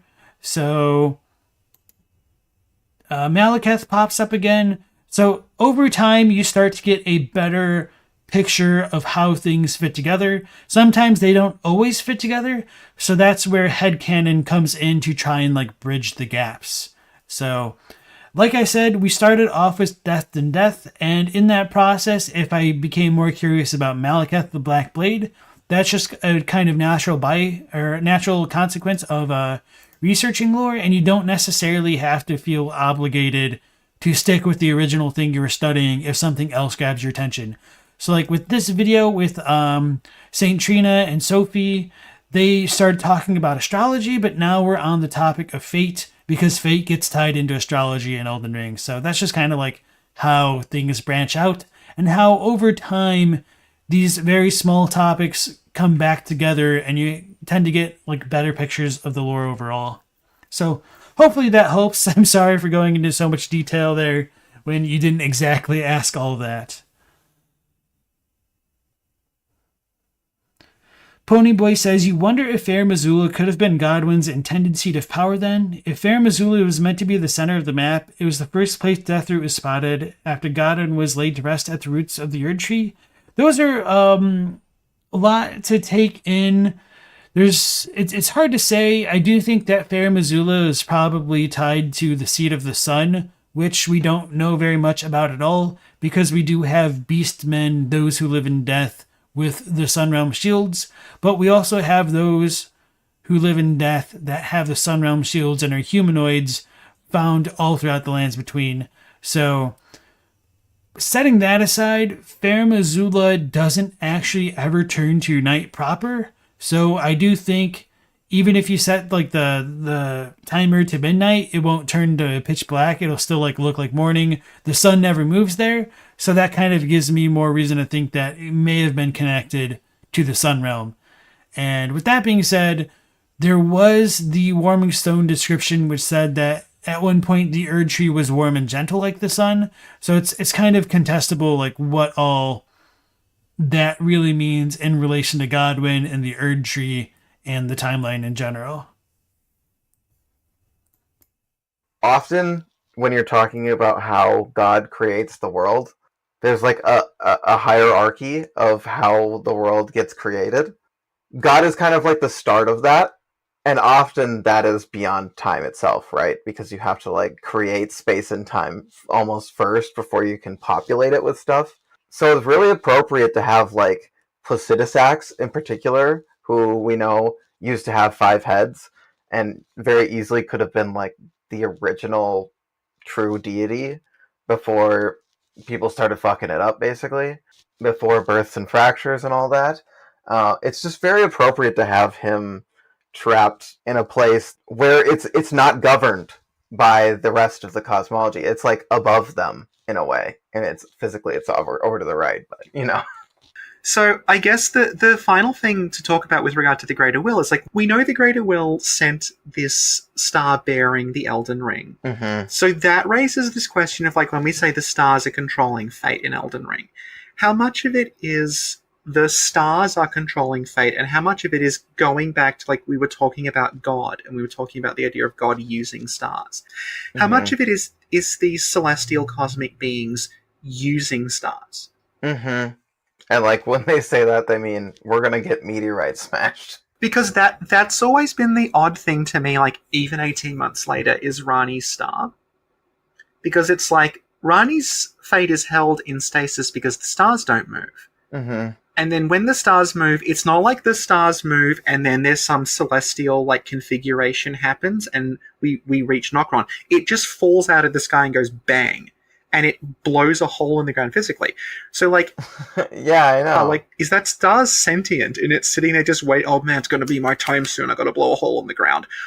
Because that seems bizarre to me. Or is it that there's a force out in the cosmos that wants Rani to get to Nokron? Possibly, like, it's to do with what was happening in Nokron. Maybe it's Rani's dark moon that does it. And it's using the stars. It's using, like, the meteorites and the comets and everything to get its own way. Because that's kind of what the Greater Will does. Like, the Greater Will itself doesn't arrive in the Lands Between. It sends a star that has the Elden Ring in it. And presumably also, like, whatever became the Crucible. It sends that. The Greater Will itself isn't coming there. That's why, like, we end up with, like, the Placidusac situation or the Two Fingers situation where we can't reach the Greater Will because it's not actually present. Yeah, I think that makes a lot of sense because the tool user model, that I was talking about determinism, it's not like a uniquely Christian thing, but it's the one that Christianity adopted when they were being chill with astrology. Like, that's how they explained it. And that's how America, which is the most Christian themed, I guess is what I would say, faction, the mainline Golden Order, they are expressing that version of determinism the most closely. Yeah, and that really, I think, loops us back to the first point we made when we talked about this, which is, like, when the Karians talk about, like, the stars are guiding us, are they doing what historical astrologers did, where they're seeing events occur and they're assuming it's the stars? But is it actually like, no, there's these outer beings guiding the Karians and you're using stars to interpret what they're doing, like why they're doing that? Because I think that makes a lot more sense. They see, like, the glintstone and the comets and everything, like, crash into the ground. Like, well, that's the stars coming. Yeah, it's got to be... Somebody had to do it. Is there some other entity out there that's sending all these stars and moons to the Karians? I think that's a very good question, and part of the difficulty in trying to answer that is the nebulous, pun intended, nature of stars and their relation to souls specifically. We do have glintstone being described as being able to produce the false night sky, glintstone eventide. We also see that glintstone can be associated with the stars and be used to commune with the stars, maybe potentially in a way that's somewhat similar to how you commune with spirits in, like, the explosive ghost flame stuff, or you use the wraith calling bells, the spirit beckoning bell, whatever it is, and the grave violets and the other grave flower that I'm blanking on, the ghost gloveworts and just the gloveworts in general. There might be an essential act of communion to go with that, and so the moon might commune with the stars in a similar way to govern souls and guide fate. And if the moon is related to Rani's will, I do think there's the potential that the moon and fate and all that stuff could be related to death. And to go along with that idea a bit more concretely, we have the description of the Great Hood, which says, I think it's one word. Its hood far larger than the head that it is meant to cover, a burial shroud of sorts for those who discover at long last the truth they sought. And then blah blah blah. Yes, surely this is the moon that young Renala gazed upon. So it's kind of funny that Renala's moon is associated with a burial shroud, which means kind of that the person who would gaze upon it probably died. And that person doesn't seem to be Renala because they're talking in like a second, third person perspective there about the moon that Renala gazed upon. So whether it's the snow crone or somebody else, it doesn't really matter. We do kind of get the Great Hood from the random spirit painter up there in the mountaintops, if I'm remembering correctly. But what was I going to say about that? The moon, the fates. Oh yeah, and then the Erd Tree governing souls and stuff like that. I lost my train of thought. Okay, yeah. So the Erd Tree kind of also governed fate for a while, but it seemed to have been broken after the shattering because according to the Lord's Rune, it says Enfeeblement. No, nope, that's the Remembrance of the Grafted. So the Lord's Rune says, runes of one who was destined to become a lord, but when the Elden Ring was shattered, all that remained was a distant duty. So the fate of certain beings were those destined to become lords. We don't necessarily know if that means like the Elden Lord, but the Erd Tree did kind of govern fate to a degree. So going back to the idea of glintstone containing souls, we do have that kind of proven true with the way that Selen can imbue her soul into the glintstone. There is the weird connection with the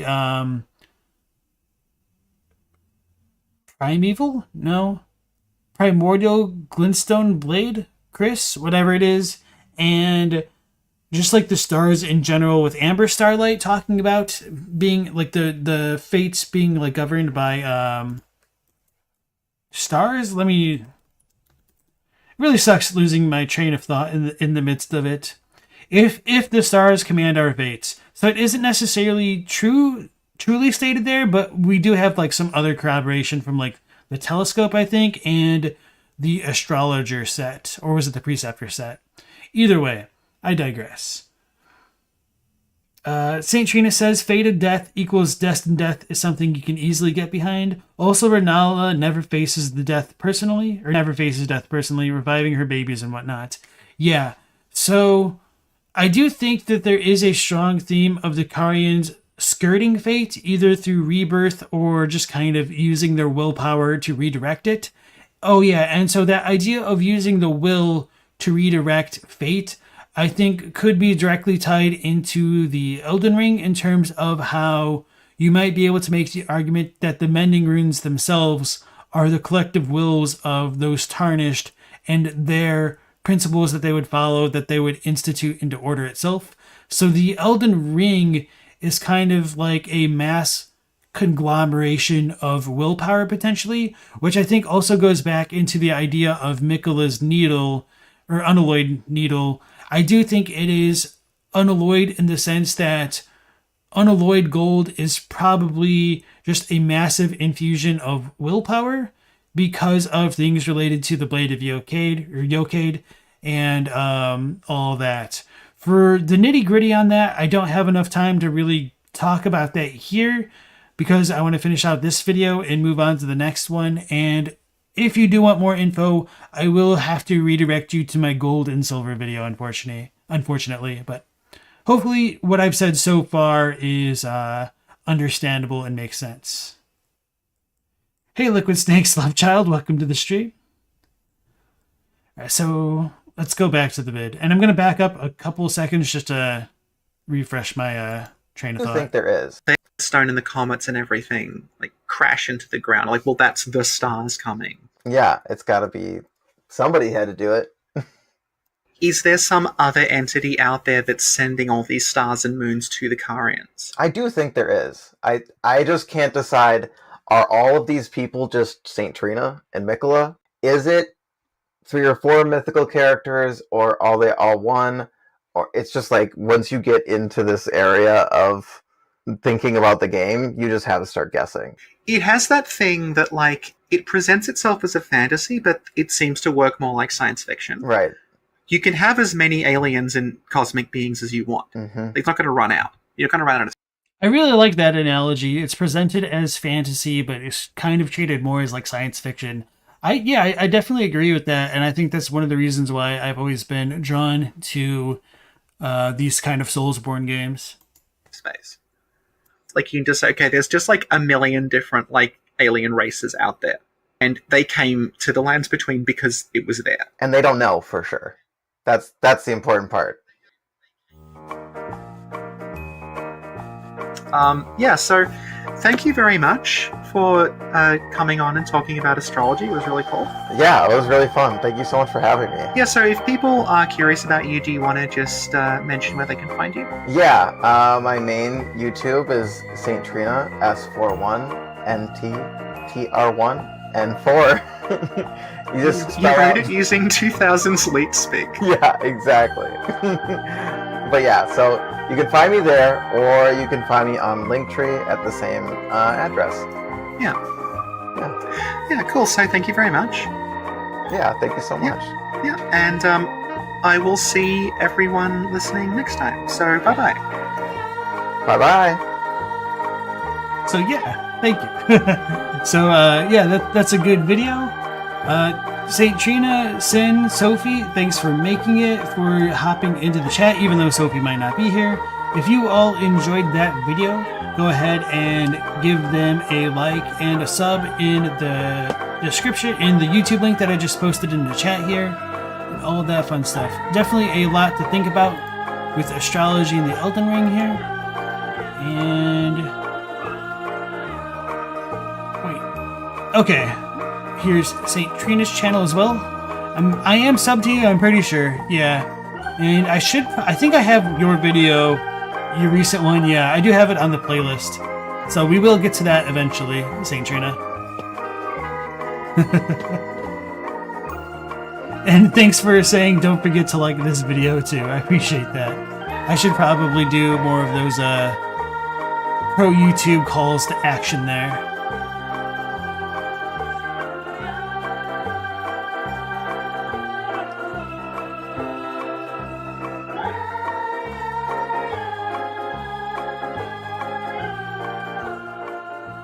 Very wholesome as always. Alright, so once again, thanks for joining the stream, and next we will be switching topics and going into a video by Casitive, I'm not sure how you pronounce it, and this one is called Polarity Duality and Elden Ring Analysis. Okay, let's go ahead and dive on in.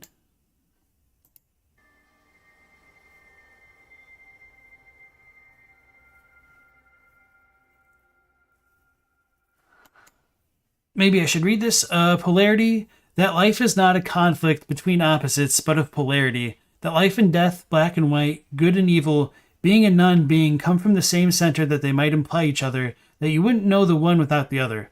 Alan Watts, The Nature of Consciousness. I really enjoy a lot of Alan Watts' talks. I wanted to try to incorporate some of his audio from his lectures into Dark Souls or even From Software lore. So I got in contact with the Alan Watts Foundation to try to be able to license their stuff, but I got the no-go. So apparently we can't introduce Eastern philosophy to a broader Western audience through the lens of video games and Dark Souls specifically, which is a really big regret that I have here. So this just kind of reminded me of that. Push and pull, rising and falling, order and disorder, progression and regression. Dualities are everywhere we look. On the surface, each of these forces may seem at odds with one another, always at war. But what if I proposed these seemingly opposing, warring forces are actually twins? What if I said that even if they weren't of an accord, they are at least complementary? Most people know of the yin and yang philosophy, a concept that describes how obviously opposite or contrary forces may actually be complementary, interconnected, and interdependent, and how they may give rise to each other as they interrelate to one another. Elden Ring is a game full of twins and dualities. Specifically of twinned, interconnected, and interrelated forces and how their wants and needs have tied themselves up into a single Gordian knot. The Lands Between's own name makes this standstill obvious. The land itself is neither living or dead. The land itself is neither one thing or another. It is caught in the middle. It is, at the very most flatteringly, perfectly balanced. But that balance comes at a singular cost. As all things should be. Nothing is born and nothing dies. Even fate is held in stasis. It is only when a third figure is introduced, the tarnished, that the stalemate is broken, wielding their sword like Alexander the Great did when he cut down the Gordian knot. So I would unfortunately disagree with the idea that there are no more births and no more death. Well, especially with the no more death, just because we kill. Nothing is born and nothing dies. I mean, the Tarnished kills a lot of things, but setting that kind of silly example aside, we do have the troubling case of Raya being born after the Shattering, because it happened after Rykard got devoured by the God Serpent and created the Serpent Men. You might be able to argue that the creation of the Serpent Men is kind of like a bastardization of true birth and shouldn't be considered like a normal birth, which is, fine perhaps, but just a bit of an asterisk I felt that was worth addressing here. Their sword like Alexander the Great did when he cut down the Gordian knot. The Lands Between, the physical lands our tarnished walk, are a pair of distinct characters that morph and change as we undertake our adventure. This particular pair of twins work in tandem as backdrop to the drama of Elden Ring, but make no mistake, they are also enacting slow-motion violence upon one another, seen only in the aftermath left. The collapse of the Academy town, the sheer rock faces, and the collapsed ruins of the overworld, which comprises... So I did want to say that I did like the beginning analogy of saying that because the Lands Between are in the middle, they're kind of on that precipice between the balance of light and dark and all those kinds of duality, which I would not have initially expected to kind of phrase it that way, but I can see where they're going with this. Most of our game world, overseen directly by the Erdtree in all its near omnipresence, sits in near direct opposition to the underworld below. A world full of necropoli and acropoli, vast churning lakes of rot, and a world held together by the roots of the Erdtree itself. The overworld is a world of Erdtree sovereignty and supremacy. It is the world where the Erdtree's golden, glowing presence is almost omniscient and omnipresent. Everywhere a leaf falls is a place where the Erdtree and the Golden Order it embodies claims dominion. It is the world where the Golden Order is clung to like a life raft by the last remaining aristocrats and failing nobility. The land above is one where the Erdtree's guidance pretends to be at its most absolute, as the Golden Order's faith and various factions operate without much in the way of obstacles. The land above is where the effects of the shattering and the splintering of that order are felt most keenly. The underworld is very different. Erdtree sovereignty is not just questioned, it is actively rebelled against. The Lake of Rot itself, located exactly beneath the lakes of Liurnia and the Academy, that is its crown jewel, is quickly realized to be the source of where and why the Academy town is slowly sinking into the mire and muck. The world is effectively eating itself from inside out. The underworld fosters the eternal cities of Nokron Nokstella and the Nameless City. In those cities, schemes were hatched to create their own Elden Lord, as well as plots to murder the Two Fingers Avatar. So, going back to the idea of Liurnia sinking because of the Lake of Rot below, I'm not sure how true that is because of the shattering. So, obviously the shattering might have, exacerbated things, and it could be true that the Lake of Rot was causing it to sink, but I don't know if I'd agree with that so far. Of Erdtree sovereignty. The underworld is where ancient belief systems are still flourishing as much as they are able, with the followers of the ancient spirits still offering prayers and supplications to spirits that are simply tired. The underworld gives succor to the rebels of those who live in death, with its prince claiming a throne amongst the roots of the Erdtree. These rebels refuse the call of death and refuse being given an Erdtree burial and be subsumed in its version of divinity. This simple refusal to be devoured by the Erdtree is a massive rebellion in the Golden Order's dogma, whose very existence taints the truth of the Golden Order according to fundamentalists. Finally, we have the secret rebellion against the Erdtree in the form of the Mogwin dynasty. High upon the mountaintops in a palace of Acropolis that tries to hold as much of an omnipresence, looming over everything in the underworld. The dynasty had long since failed before the Tarnished reached the temple on the mount. Delusion is a terrible thing, and Mog would not be dissuaded from his ambitions. Ripping Miquella from his throne in the Haligtree is the most overt violence the underworld enacts upon the overworld. As the ultimate agent of the underworld, Mog, in the most unequivocal terms, declares war upon the overworld. However, in the end, the violence between the over and underworld is something that in essence results in a stalemate. Much like the recently revealed black hole at the center of the Milky Way, the world of the lands between both sink and expand at the same time, and thus are still. No winner will be declared.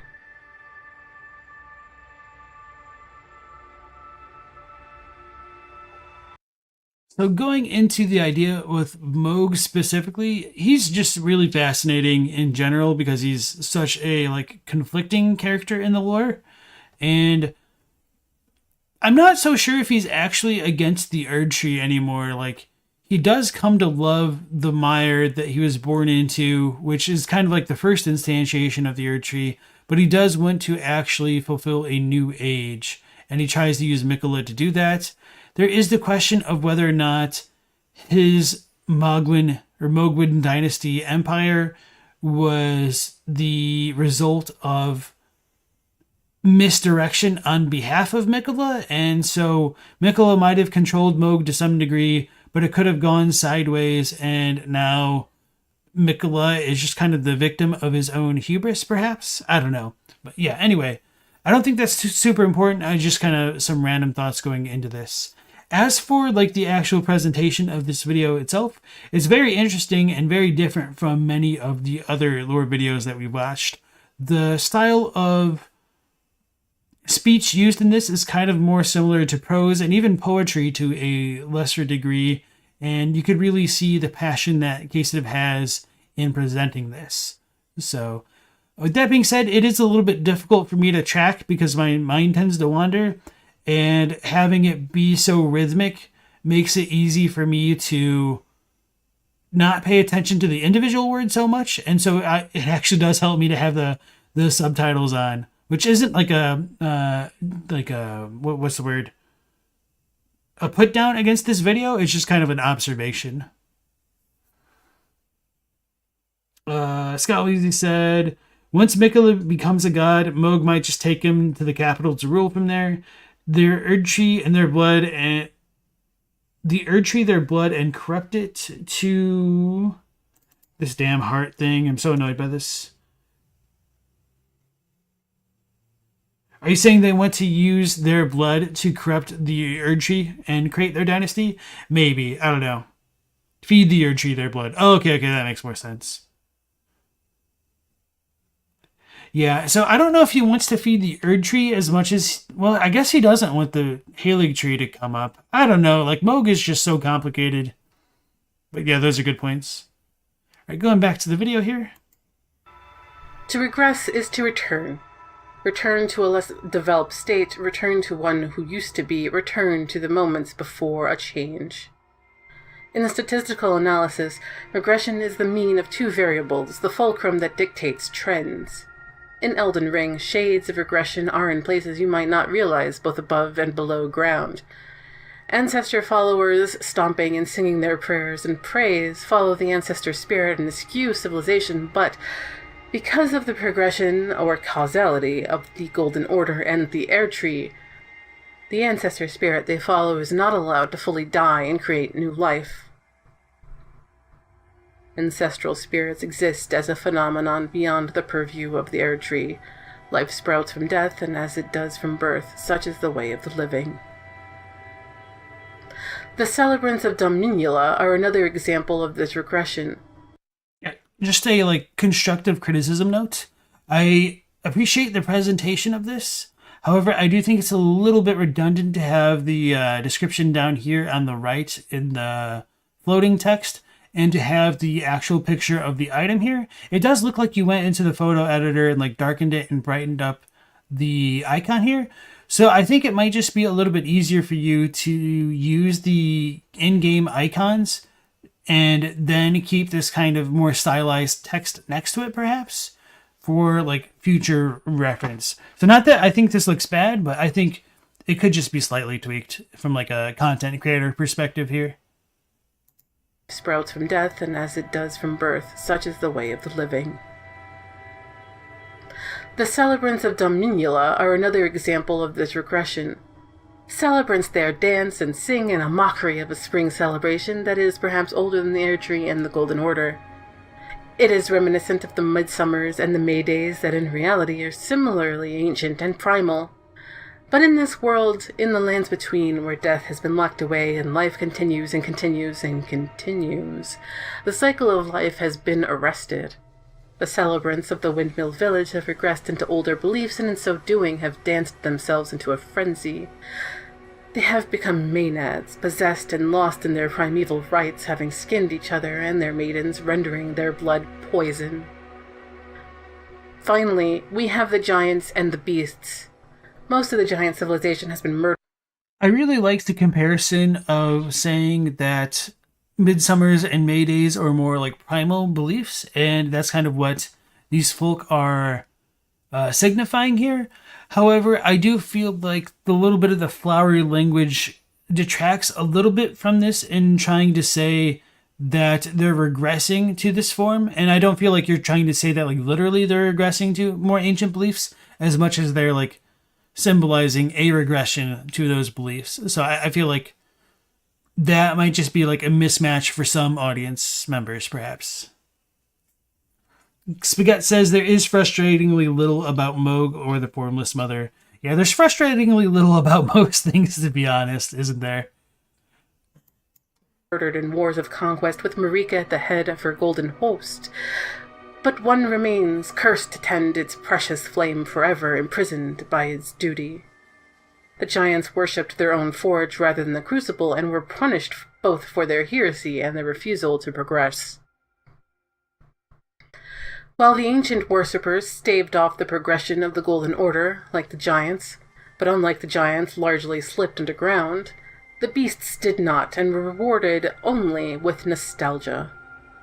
Their culture's wildness and freedom is gone and will never return. Having gained intelligence, the beasts must have felt how their wildness slipped away as civilization took hold. Unlike the giants who refused to progress, the beasts did, and they lost a part of themselves. Progression, or rather ascension in the Hermetic context, means to come to ecstatic realization about the state of yourself, your mind, and the cosmos. To break free of the prison of the body and to realize that your spirit, soul, or mind holds power. Self was consequently to be identified with the mind beholding the vision rather than with the body that was oblivious to it. We'll explore Hermeticism and its influence over Elden Ring more in another video, but in the long and short of it, Hermetic ethics celebrated the divine within the world. But this isn't the only progression that occurs. The Golden Order progresses itself, splintering into different factions such as the Fundamentalists or the Knights of the Dragon Cult. The brilliant Gold Mask implicitly understands that the Golden Order has lost something in their progression and comes so close to understanding it, but prescribes the wrong cure, the removal of free will. Unfettered progression without death is just another word for cancer. It keeps the mind locked to the body and unable to ascend to reach divinity within the cosmic mind. I agree with that, and that's kind of one thing that I often compare the Scarlet Rot with specifically. And the term that I've been a bit more fond of using lately is, rather than like having eternal life or something like that, I would just say like boundless life, because I feel like that can encapsulate both Mikla's eternal nature in like his youth, as well as Millennia's relentless growth with Scarlet Rot. But yeah. Oops. The removal of death by Marika, whether intentional or not, ultimately caused a deadlock between causality, or progression, and regression, and the people who were unable to do either with death's absence. Without ascension to the cosmos, and to find the self all the dead could do, is feed themselves to the air tree to continually feed it as a poor replacement for the cosmos itself. If the air tree, like the Shadow Tower from Shadow Tower Abyss, wasn't intended to be a parasite, by the end, both trees surely were. Regression and progression. Uh-oh, guys, we got the parasite Erd tree theory popping up in the chat. No, I know it's kind of a bit of a meme in the greater lore community because of like the one Vati video, I guess, but I'm not necessarily super opposed to the idea of the Erd tree, or more specifically the Elden beast, being similar to a parasite in sucking in the gold and the wills of all that have been like buried into its roots. So I don't know how about you guys feel about that in the chat. So go ahead and let me know if you're on board with the parasite theory, or if you like hate it, or if you don't care one way or the other. Or, as the game calls it, causality, are at odds throughout the entirety of Elden Ring, from within and without.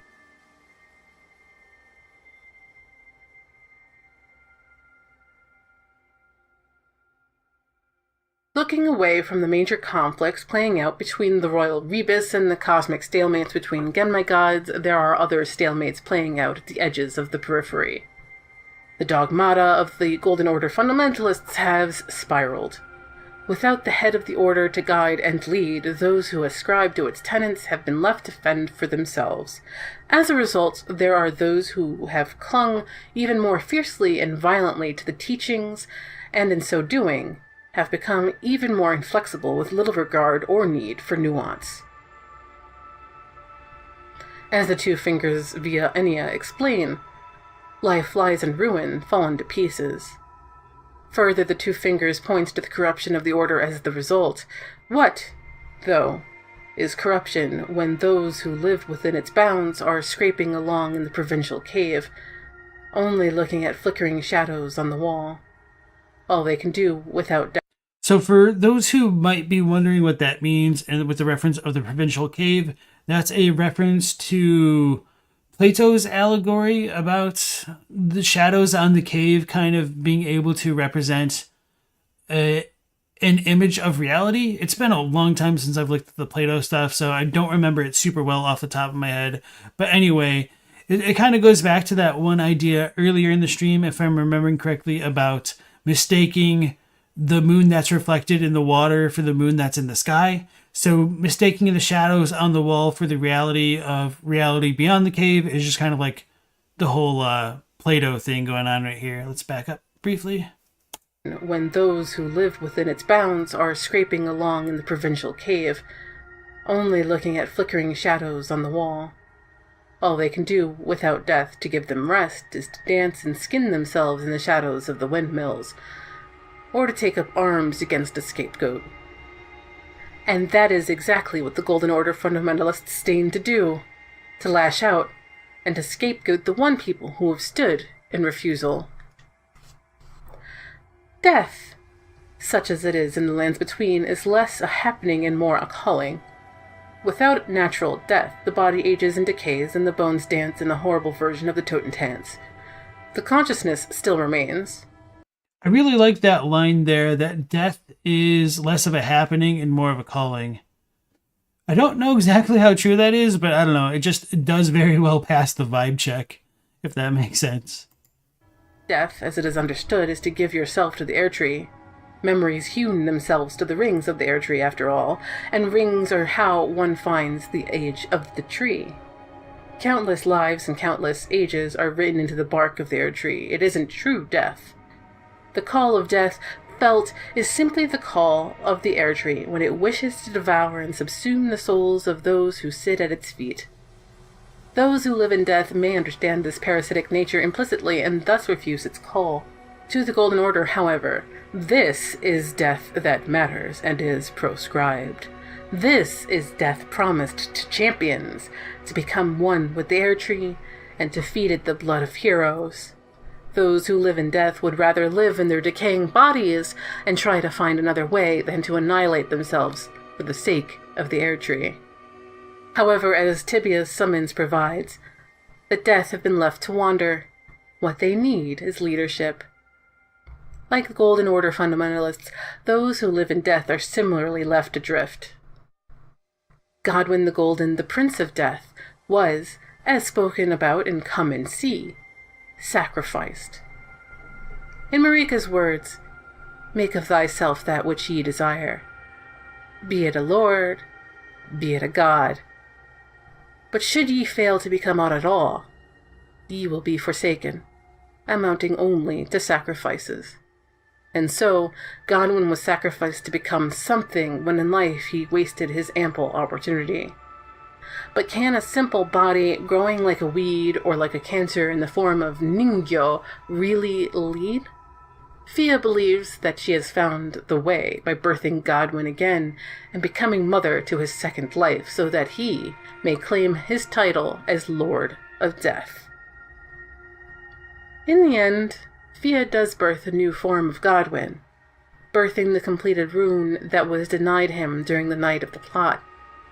Was this the second life that she hoped for? Life is an ontological construct? It is your tarnished that brings the rune to the end of the finish line. So Rabs Rabble asks, are streamers watching other streams, videos, parasocial? Hope you're well, LP. Thanks. Maybe it is parasocial. We'll have to know. Maybe, no, it's parasocial on my part, but maybe parasocial for you guys. So it's kind of a funny question. Maybe it becomes parasocial if you leave my chat and then go back to theirs. Anyway, good question. And Rick Val, nice to see you again. As it turns out, Fia was ready to war with the Round Table hold as shown in Fia's Mist, and her message to the Round Table at her departure. What right does anyone have to object? Our Lord will rise, the Lord of the many and the meek. Leaving the body of the broken Darien, of the Golden Order fundamentalists, as proof of her seriousness that the meek shall inherit the earth. But Fia's victory was not to last. There is no way out of her stalemate with the Golden Order fundamentalists, and it is Darien's twin brother, Devon, himself locked into spiritual conjunction with his brother, who murders Fia and then himself. I would disagree with that and say that Fia kind of dies as a byproduct of birthing her Elden rune, her mending rune rather, and you can kind of make that work by murdering Dee in Summonwater Village, then giving Devon his twinned armor set outside of the aqueduct, and then Devon will attack you there, and you can kill him before he has the chance to interact with Fia. So even like disregarding that, I think it's pretty clear that Fia isn't exactly Fia anymore when Devon appears on the scene.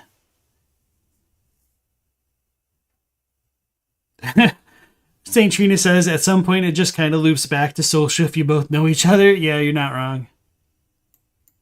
Their faction finds a final victory they can claim.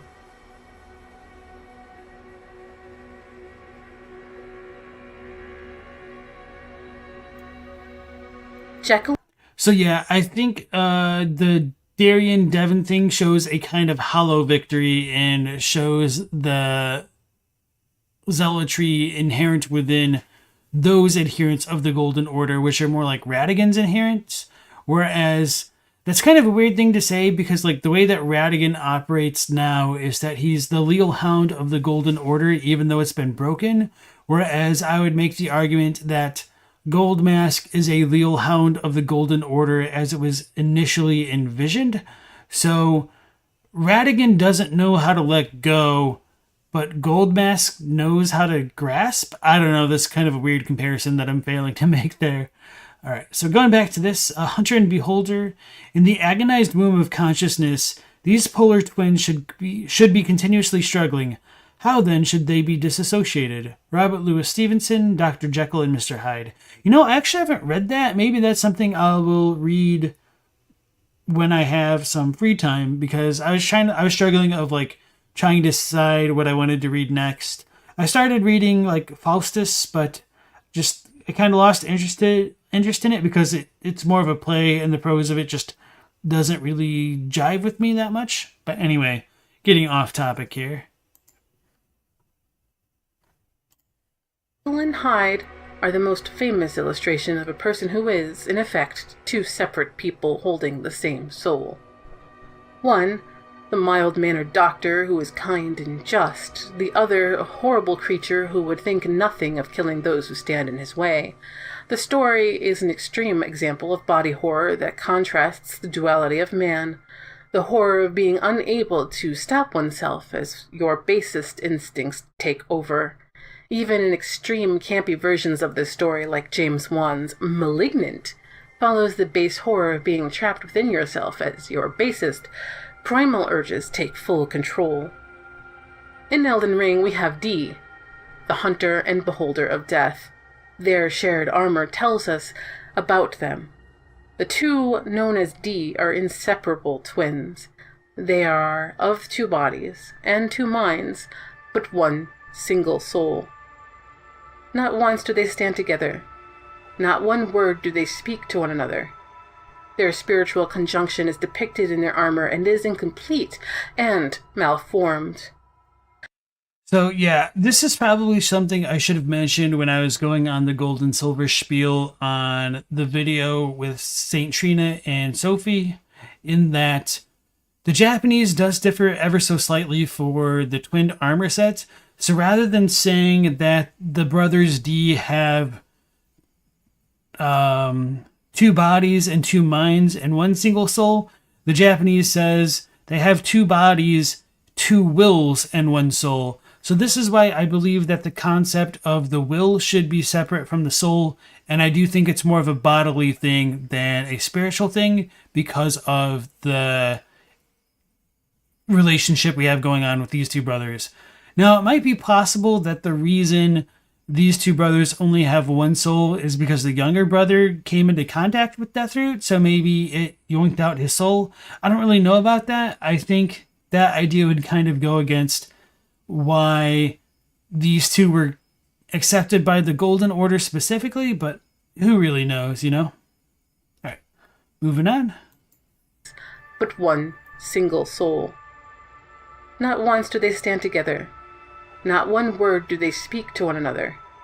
Their spiritual conjunction is depicted in their armor and is incomplete and malformed. The twins of gold and silver, forever frozen in a state of emergence. But because of this spiritual conjunction, they were well aware of the thoughts and actions of their other half. Despite their monstrous spiritual countenance, they were accepted in the Golden Order after being rendered Durasane everywhere else. Being rendered Durasane everywhere else. That's kind of funny. Yeah. So going back to the idea of them kind of knowing what the other brother is doing, that is kind of true because, like I said before, if you kill Darien in Summonwater Village, then give his armor looted from his body to his brother will know that you actually murdered Darien, which, how is he going to know that? Well, maybe the armor was covered in blood. He put two and two together, or maybe they have this kind of metaphysical connection. But for what it's worth, I'm pretty sure the armor says that it kind of yearns to go back to the younger brother. So I do wonder whether or not the memories of their wielders can be contained within weapons, which might help explain why we can use weapon arts from Ashes of War, which are said to be the memories of skills and whatnot. This earned the Golden Order the loyalty of the Gold and Silver twins, and it is this loyalty that inspired fanaticism. Darien, the Hunter of Death, is the more active of the two, In his travels with Rogier, he comes across the half-wheel wound of the centipede, learning about death and those who live in death. His discoveries separate Rogier from him, who wishes to learn more where Darien has learned enough to wish for their end. Instead, he gets too close to the truth, and the mother of those who live in death, Thea, plunges a dagger into Darien's chest. Without quite knowing, perhaps, that lurking within is another set of eyes belonging to the beholder of death, Devon. He has seen everything, experienced everything that Darien has experienced, lived vicariously through Darien, just as Darien may have lived through Devon's adventures. Actually, the more that I think about it, I am pretty sure it does come from the armor, and they're probably not literally seeing out of each other's eyes. And the reason why I say that is we do need to provoke Darien into his conflict with Fia and his death by giving him the weathered dagger. But if he did know what was happening to his brother, we wouldn't need to get that weathered dagger. He should have already known. So yeah, I'm going to go back to memory being stored in the armor, perhaps. And maybe their soul is stored in the armor. I don't know. It's kind of weird to consider. They are 2 fingers on a single hand. When the tarnished comes across the beholder of death, Devon, he is suffering from the destruction of his psychic link with his brother, and the return of his armor gives the beholder of death the strength for revenge once he does recover. Devon's recovery sets in motion his fateful encounter with Fia and their mutual destruction. In a way, the gold and silver twins are a microcosm with what happens with Michaela and Melania, 2 twins devoted to one another and their causes, but unable and unwilling to learn from one another and their mistakes, content to rest upon their laurels and their similarities instead.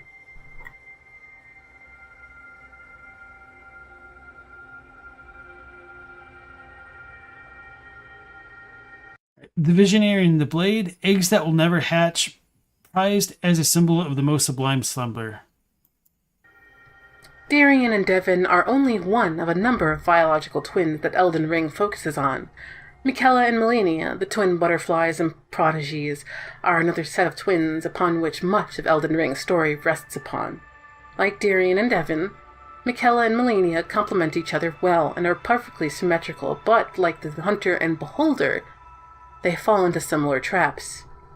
However, as Empyrean, Michaela and Melania's missteps and miscalculations hold disastrous consequences for the lands between, rather than just for 2 warring fringe factions.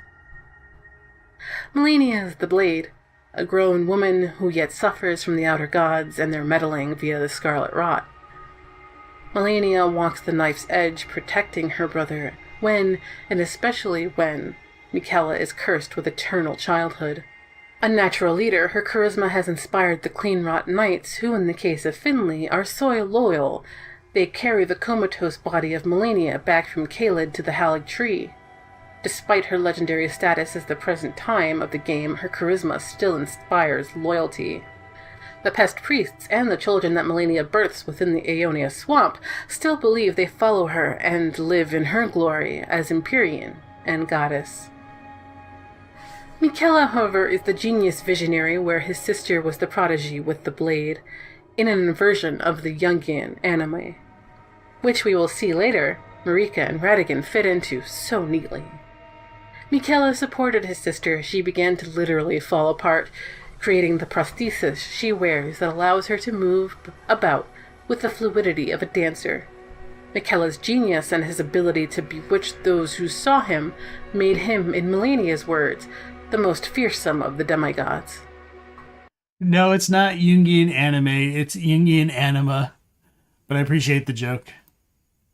But beyond his cerebral powers, Michaela's own leadership inspired a chance for a better life for the downtrodden of the Golden Order.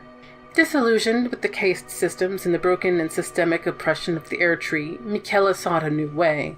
It is a way that would elude him, as because he fits with his sister so perfectly, there was no growth for either of them, and other temptations and other ambitions ended their respective journeys.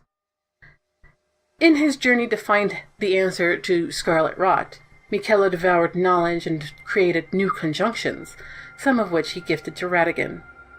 But none of these factions had an answer for the Scarlet Rot that plagued his sister. Michela was, however, able to understand the secret of Marika and Ratigan and, as suggested in my chat initially put forward by Hunter, split himself into his own royal rebus of Michela and Saint Trina.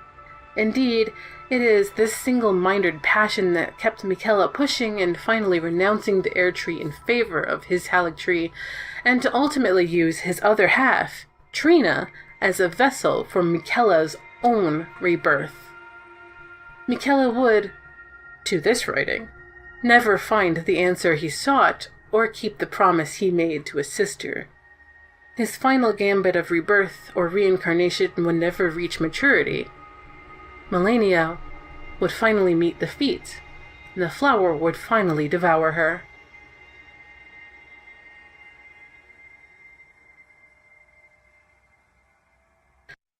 So Scalise said, gold being the will is supported from the prosthesis being just as good as biological arms.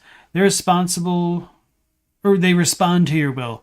Maybe. I don't know about that. Although that's kind of a neat idea. One thing that I kind of thought about talking about in relation to this video was, I think it's really interesting that the reason Melania's prosthesis doesn't rot is because of some blessing that Michela gave to it. What is he, stupid? Why didn't he just bless his sister directly? No, but going back to the video, we've got a new title plate, Awakened Dreams. The sweet oblivion of sleep can become quite the habit. Huh. I don't remember that line. I mean, that just kind of shows how often I really look at St. Trina stuff, really. From Software is no stranger to passing through the thin skein between the waking and dreaming worlds. Bloodborne is entirely based upon the shifting of realities between dreams and the waking world, and the blurring of the two. Echo Knight 2, Nemuri no Shihaisha, or the Lord of Nightmares, likewise dealt with the sleeping in a cocoon to dream and to find rebirth. Kuan made this sort of rejuvenative sleep as part and parcel of the Kuan ritual. Elden Ring hints at this shift in perceptions by its introduction of the sleep status effects into modern From Software canon. So yeah, those previous titles that Casitive just mentioned are previous FromSoft titles. I've only heard of Kuon. I haven't heard of Nimiri no Shihaisha, which is like what, Dream Intruder? What did she call it? Echoes? Cocoon to dream and to find rebirth.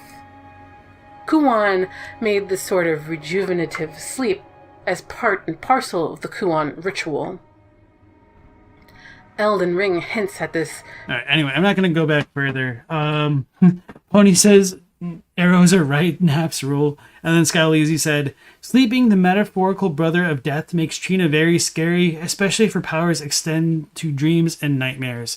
Yeah, I do think there is a very strong possibility of discovering that the shadow of the Erd Tree could be in a kind of dream realm, which would go hand in hand with that idea of destined death, death in general being adjacent to dreams and sleep, and all of the imagery that comes along with that.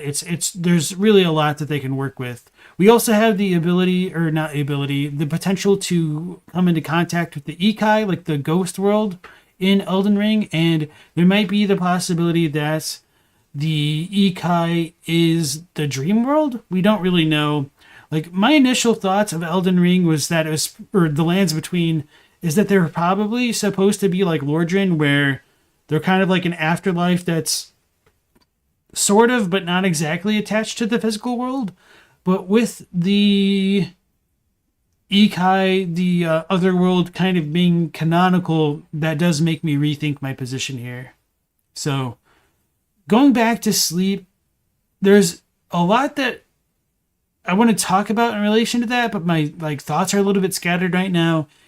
And I think one of the most fascinating aspects of the sleep cycle to me, as it's talked about in Elden Ring, is that sleep is kind of a the equivalent of oblivion. And I think maybe part of the reason it comes, or it can be like equated that way, is because of how the deathbed companion's Baldecan blessing says in death there can be no sensation, and that's why it's like all peaceful and stuff. And tying that back to sleep and slumber is often associated with being peaceful if you're not having a nightmare and stuff. So maybe that's where that idea of oblivion comes from. So if you're sleeping but you're not dreaming, you're kind of losing a bit of yourself. You're kind of going into an oblivion, a state of being soulless. And so yeah, going back to that idea of being soulless, it is very fascinating that all of the soulless demigods are described as being slumbering. So does that mean they have the potential to wake up?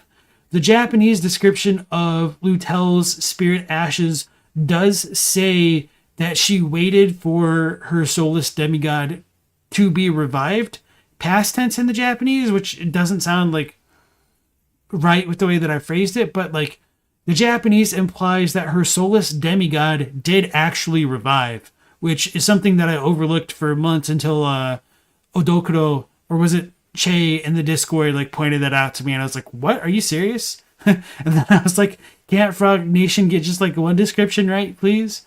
Which, is a little bit of an overreaction, but it just kind of felt like, why did I overlook this for so long? It's probably just because like it's a very small difference of like a couple characters. But anyway, I'm rambling, so let's go back to the video. Shift in perceptions by its introduction of the sleep status effects into modern From Software canon. Miquella seems to exemplify the duality of sleep and wakefulness. Saint Trina, Miquella's shadow and vessel for himself, is the goddess of sleep.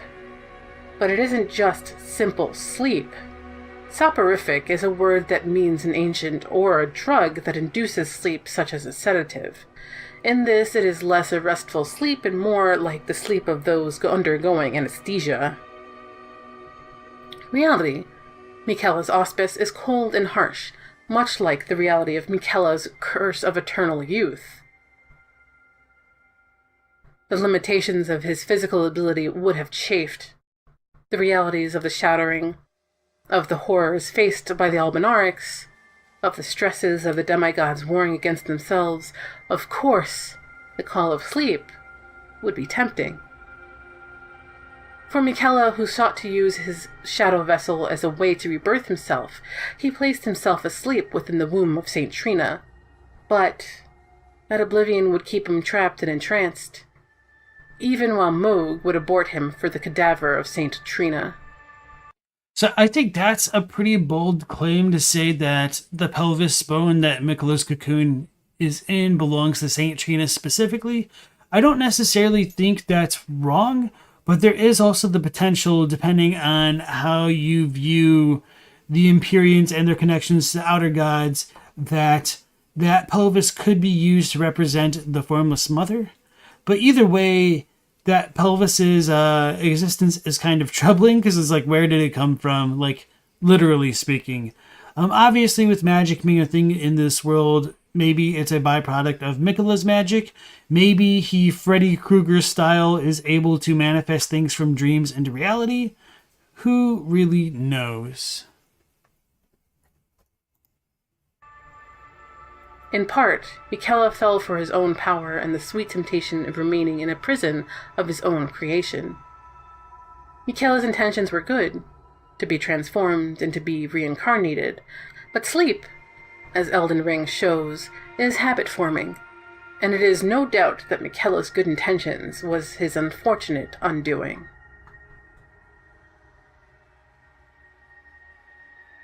Ravs asks, there's a literal giant pelvic bone in the Halig tree?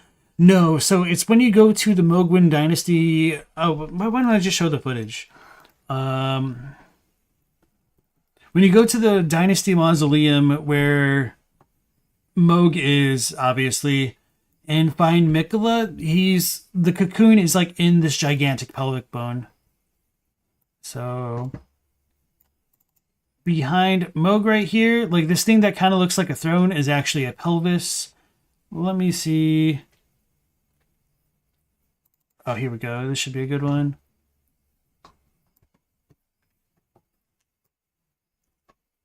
All right, so that's the pelvis bone right there with the full view of Mikola. Well, not exactly because of the cocoon, but I digress. So yeah, the question is whether or not this pelvis bone is something that was offered by Moog to Mikola's cocoon that would tie into the formless mother so that way he could slake the cocoon's thirst for blood with the blood of others, or whether or not Mikola was actually literally in this pelvis within the Halig tree until Moog pulled his cocoon and the pelvis out with it. Yeah, okay. And Ponyboy said, pulling from the Greek myth, sleep is the brother of death, with Hypnos being the brother of Thanatos, and thank you, Hades. All right. Uh-oh, what did I just close? I don't know. Hopefully everything's still working. Oh no, I closed chat. That's what I did, didn't I? Whoopsie. Didn't mean to do that. Let's pop this back out. Gonna have to resize everything. Bear with me here. Oops.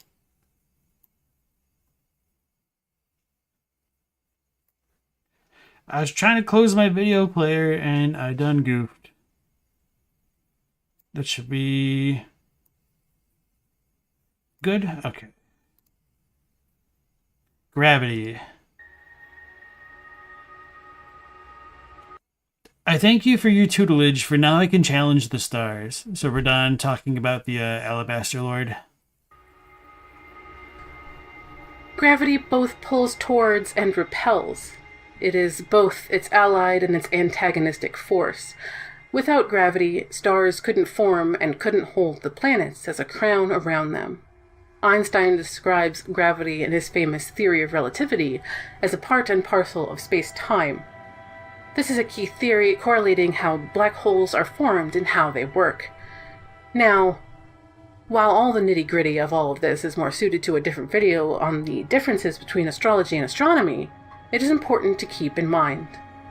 Radon, son of Renala, sought to become gravity in Elden Ring and to embody both sides of gravitational force. Gravitational sorceries are not native to the lands between.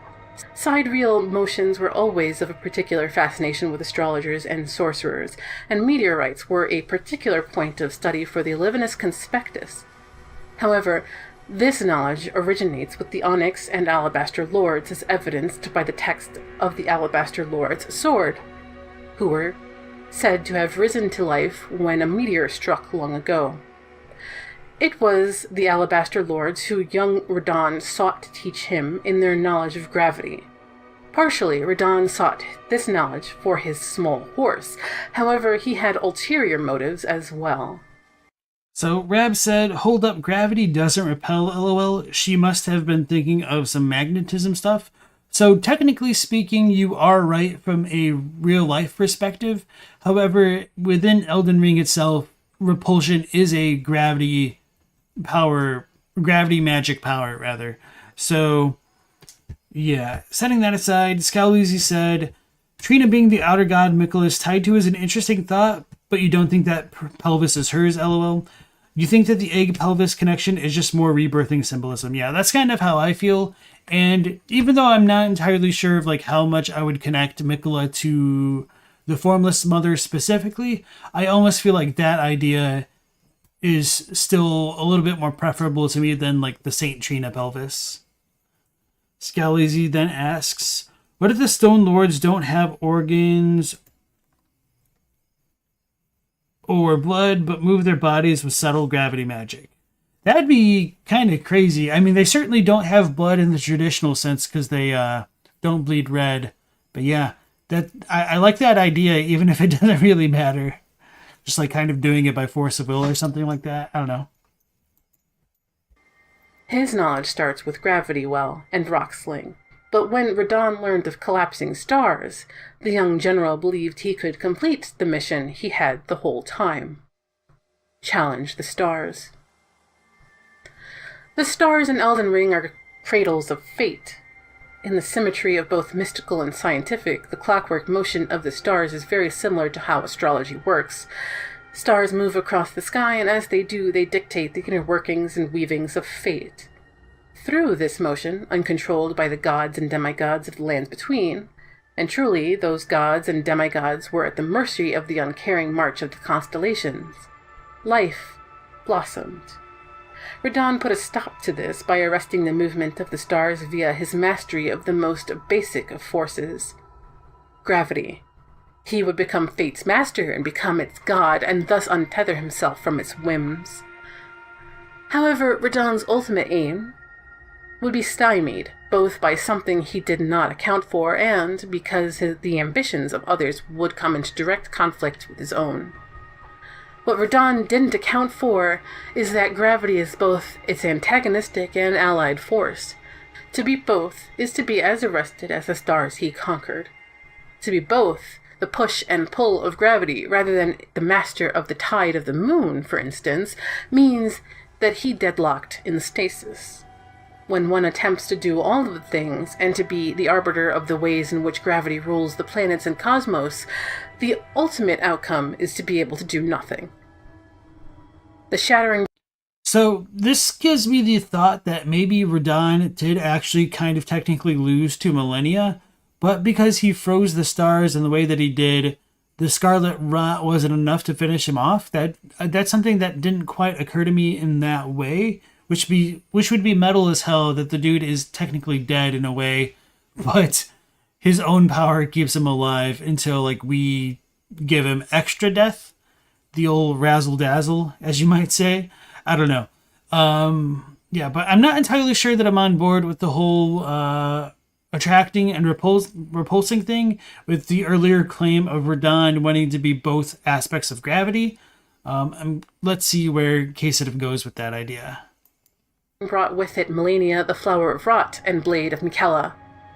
Evenly and perfectly matched, her mobility and dexterity would move in perfect symmetry to Radon's sheer brute strength and stoutness. They would grind themselves to a deadlock, and neither one of them would win.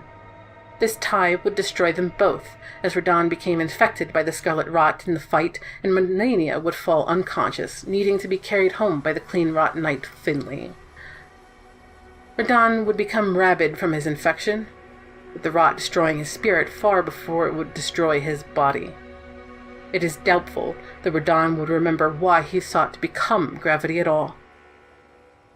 So, quick note here, I would disagree with Radon's spirit being destroyed by the Scarlet Rot, and the reason I say that is, ironically enough, we do have Scarlet Rot putrid corpses, I think, that we can use for spirit ashes. So spirit ashes don't destroy the spirit, it seems. I don't know. Or maybe if it does, the spirit ashes that we get is more of an exception than the rule, which is always annoying. The Sun and Moon. The Sun and Moon. People who've played certain past titles of ours knows... Wow, let me just reread that. People who've played certain past titles of ours know that we've got a particular fondness for the moon here at From Software. Rest assured that it also plays a major role in the world and story of Elden Ring, by Hidetaka Miyazaki. Have long been antagonistic towards one another, not just in Elden Ring, but in most of the From Software oeuvre. One mantra I've been known to say is that the sun is not your friend. In Echo Knight, the sun is the emblem of the mysterious man, the true owner of the red stone who plays with humanity's penchant for self-destruction wrapped in free will. In King's Field, it is associated with Gyra, the black dragon of the forest, and the eternal enemy of Seath, white dragon of darkness and the moon. In Dark Souls, it is the auspices of Gwyn and the royal lineage have caused the great collapse due to their attempt at artificially extending their rule. Elden Ring centers the fulcrum of its shattering and the collapse of the Golden Order and its family upon From Software's complicated relationship between the sun and the moon. Radagon once cleansed himself with celestial dew, repented his territorial aggressions, and swore his love to Rennala. The Order of the Air Tree and the fate of the moon were conjoined, and all the wounds of war forgiven. Rennala, Queen of the Full Moon and Matriarch of House Caria and Governor of the Academy, was once an astrologer who saw fate in its cradle and read its movements. Lore surrounding her suggests that she was a queen in all senses of the word, imperious, strong, and with the vision to bring the house and those allied with and sworn to the house's service forward. In fact, she was at the head of her house when the houses of Liurnia went to war. On the other side is Ratigan, champion of the Golden Order. He belonged to the house of the Eritrea, which glows like the sun. Ratigan was the right hand of Queen Marika the Eternal, and in that position he acted on her warmongering. Aside from the great secret that he went to great lengths to hide, he was the man placed at the front of the host when, in his era of attempted conquest, attacked the houses of Liurnia. Indeed, Castle Sol, named for the sun and held by a cadet branch of the house, stands invictus over the night because of its northern location, and they honored the wedding with gifts to mark the occasion. You wish to know more of Lord Ratigan? Lord Ratigan was a great champion possessed of flowing red locks. He came to these lands at the head of a golden host when he met Lady Renala in battle. He soon repented his territorial aggressions, though, and became husband to the Carian Queen. The war between the sun and the moon in From Software's catalog was doomed to continue. Marika's ambition to conquer in the name of the Golden Order seemed to only respect the knife's edge, but Elden Ring attempts a third way, which is reminiscent of Kingfield Additional's finale. In Elden Ring, Ratigan and Renala meet at the end of the Second Liurnia War, and instead of raising their arms in violence and murder, instead opt for a diplomatic end.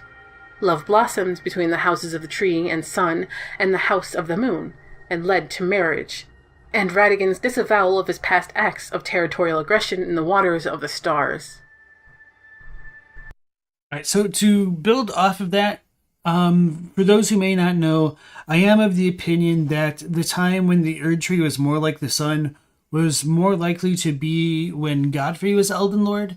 And I do think with Ratigan's union with Renala, it may have changed the form of grace that existed in the Erd Tree to move from something that was more reddish in hue that's associated with the Crucible to being the more golden hue that we see now, even after the Shattering. So, Jay Dixon, welcome to the stream. Hey dude, what's poppin'? We are watching a video by Casitive about polarity and duality in Elden Ring. And we watched another video about astrology earlier with Saint Trina and Sophie of SinclairLore. And how are you doing? However, the secret that Ratigan desperately kept, that he is the literal other half of Marika, could not be hidden for long. And, in time, with Godfrey losing the guidance of grace and thus the mandate of heaven to rule, Ratigan had to return to the capital under the lie that he was becoming the second husband of Marika, when, in truth, he returned to allow Marika to rule more actively again. But this severed the vow and détente between the sun and the moon, resulting in their own personal shattering and attempting to sidestep what would have been a terrible stalemate. Renala was given the amber egg to cradle the life of the stars, and with her broken heart, Renala waned. Her only obsession was nursing the amber egg, allowing her to dabble in reincarnation. She lost the respect of the Academy, who locked her up in the Grand Library and sent the Cuckoo Knights to lay siege to the seat of House Caria. In Elden Ring, the attempt by those of the sun and those of the moon to lay aside old animosities couldn't escape the Chekhov's gun of Ratigan's true purpose and identity as one half of the Royal Rebus. Ratigan denied a piece of himself, and when that piece of himself came calling, it destroyed that which he built, a life of a foundation of sand.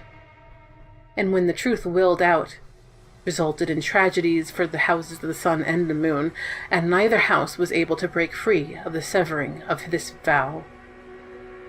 Bonds are fragile things, wont to break under strain, and once they're broken, everything is lost with naught to gain. And thus did Rani seek revenge, as she is auspected with the other face of the moon, the new moon, in all of its darkness and mystery.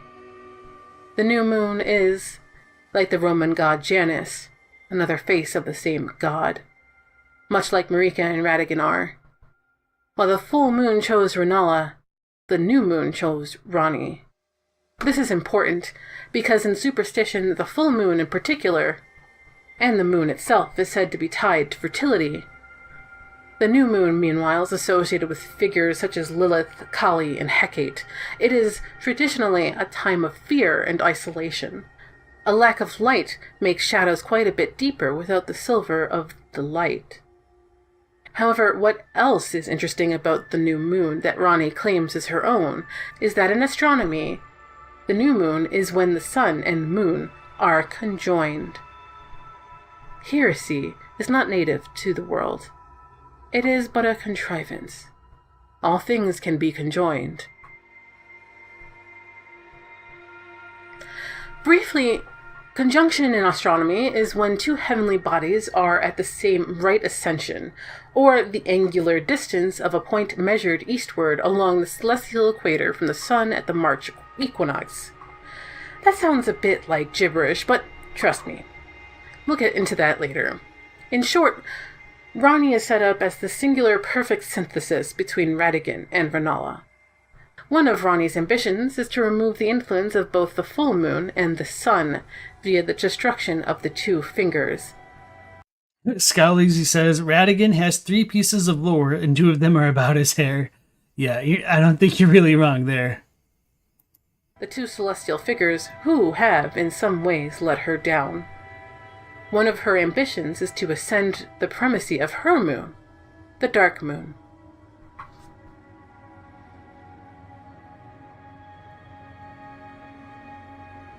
Ratigan and Marika are the central mystery in the royal... Alright, so Animus and Anima. Ratigan and Marika are the central mystery in the royal conspiracy to Elden Ring, one that confounds and renders the brilliant Gold Mask speechless. The answer that Tarnish gives to Gold Mask causes Gold Mask's final decisions about how the Golden Order should proceed, though the implications of that are neither here nor there. Secrets, however, have a habit of slipping through the cracks, even despite the Carian sorcerers donning the masks of confidence, depicting the face of a preceptor with their mouths shut in gold thread. A sculptor from the capital glimpsed this truth and, as art is wont to do, captured the soul of Ratigan as well as his truth. Even a glimpse of Ratigan's manifestation, rather than him being born, cannot be unlearned. Once it is known, it cannot be forgotten. The Theosophical Society of America tells us that the soul or self has no gender. So, Beans and Rice asks, what do I think about the Ratigan being very analogous to Loki? His children are also very much like Loki's children, Hel, the Queen of Hell and of Cold, Jormungandr, the World Serpent, and the Red Wolf of Ratigan could also be like Fenrir. I don't think that example would work super well because Loki did get infected with the hatred of gods through the giants. So maybe you could make that argument, but if you wanted to go that route, then you would have to potentially say that the Erd Tree would be anti-God as a byproduct of coming from Ratigan. Or I guess that would technically be Marika, who could be the Odin thing there. But I mean, Loki doesn't exactly kill... it's complicated. It's interesting. I could see where you're going for with that, but I don't think it just fully works. And that's just kind of how I feel about any parallel to any specific religion, and that FromSoft games tend to be a bit more like a Rorschach test, whereas like you the first thing that you see is just kind of like what sticks out to you, and it's just going to differ between individuals. All right, moving back to the video. America tells us that the soul or self has no gender. Drawing on Jung's teachings, it is simply the earthly bodies that are wrapped in gender roles. Ratigan is initially set up to be the warmonger and the champion, the sword by which Marika renders her ambition. Marika is the vessel, the mother of children and the queen of the Golden Order and the avatar of the Great Will. Mayer contends that genetic memory pushes humanity to seek oneness and union through both horizontal or earthly and vertical or spiritual means. For Jung, everyone harbored the anima or the feminine within the male, or the animus, the male, within the female. Jung argues that much of what we look for in a partner, though he writes from a cis-heteronormative mindset, is the completion through finding people who complete them, when in reality we are searching for our inner feminine, or masculine. One may see a very Jungian take of the anima and animus in the sore seals and scar seals in Elden Ring. Ratigan's, like Jung's contention of the province of the animus, is martial in nature, increasing melee-focused strats. Marika's, on the other hand, raises cerebral stats. In Elden Ring, one could surmise that this is what Ratigan was searching for all along and what led him to Rennala. While at the same time, Ratigan was trying to deny that part of himself that is Marika. Ratigan can be read as order, stability, and family in the hope therein, while Marika can be seen as both chaos and nihilism. Ratigan despised this piece of himself. That piece of himself would not be denied, and Marika would re-emerge. True completion, Ratigan's ambition, would not be found outside of oneself, and not within Rennala. Likewise, Marika would seek to deny that part of herself, and their stalemate, with Marika shattering the Elden Ring and Ratigan attempting to repair it, keeping them deadlocked and unable to do either. So, well, I like these comparisons from like a thematic level. I do kind of disagree with them on a more fundamental level in that I think it's a little bit short-sighted to say that Marika represents chaos and nihilism when we are told very explicitly that her initial goal was to create an epoch of life. And I think Marika has been very true to her goal of creating that epoch of life, but her understanding of what that means might differ from the reality of what she's kind of having be instituted in the lands between. So with Godfrey, she had the fatal misunderstanding that death was still part of the Erd Tree, and the Erd Tree was subject to death like all other forms of life. And so I think with that being said, she then turned to Golden Order fundamentalism and the moon to try to keep things in a pseudo-stasis deadlock so that way her age of life would never come to an end, kind of similarly to the way that Gwyn would choose to link the first flame at the end of Dark Souls, or really the beginning of Dark Souls. But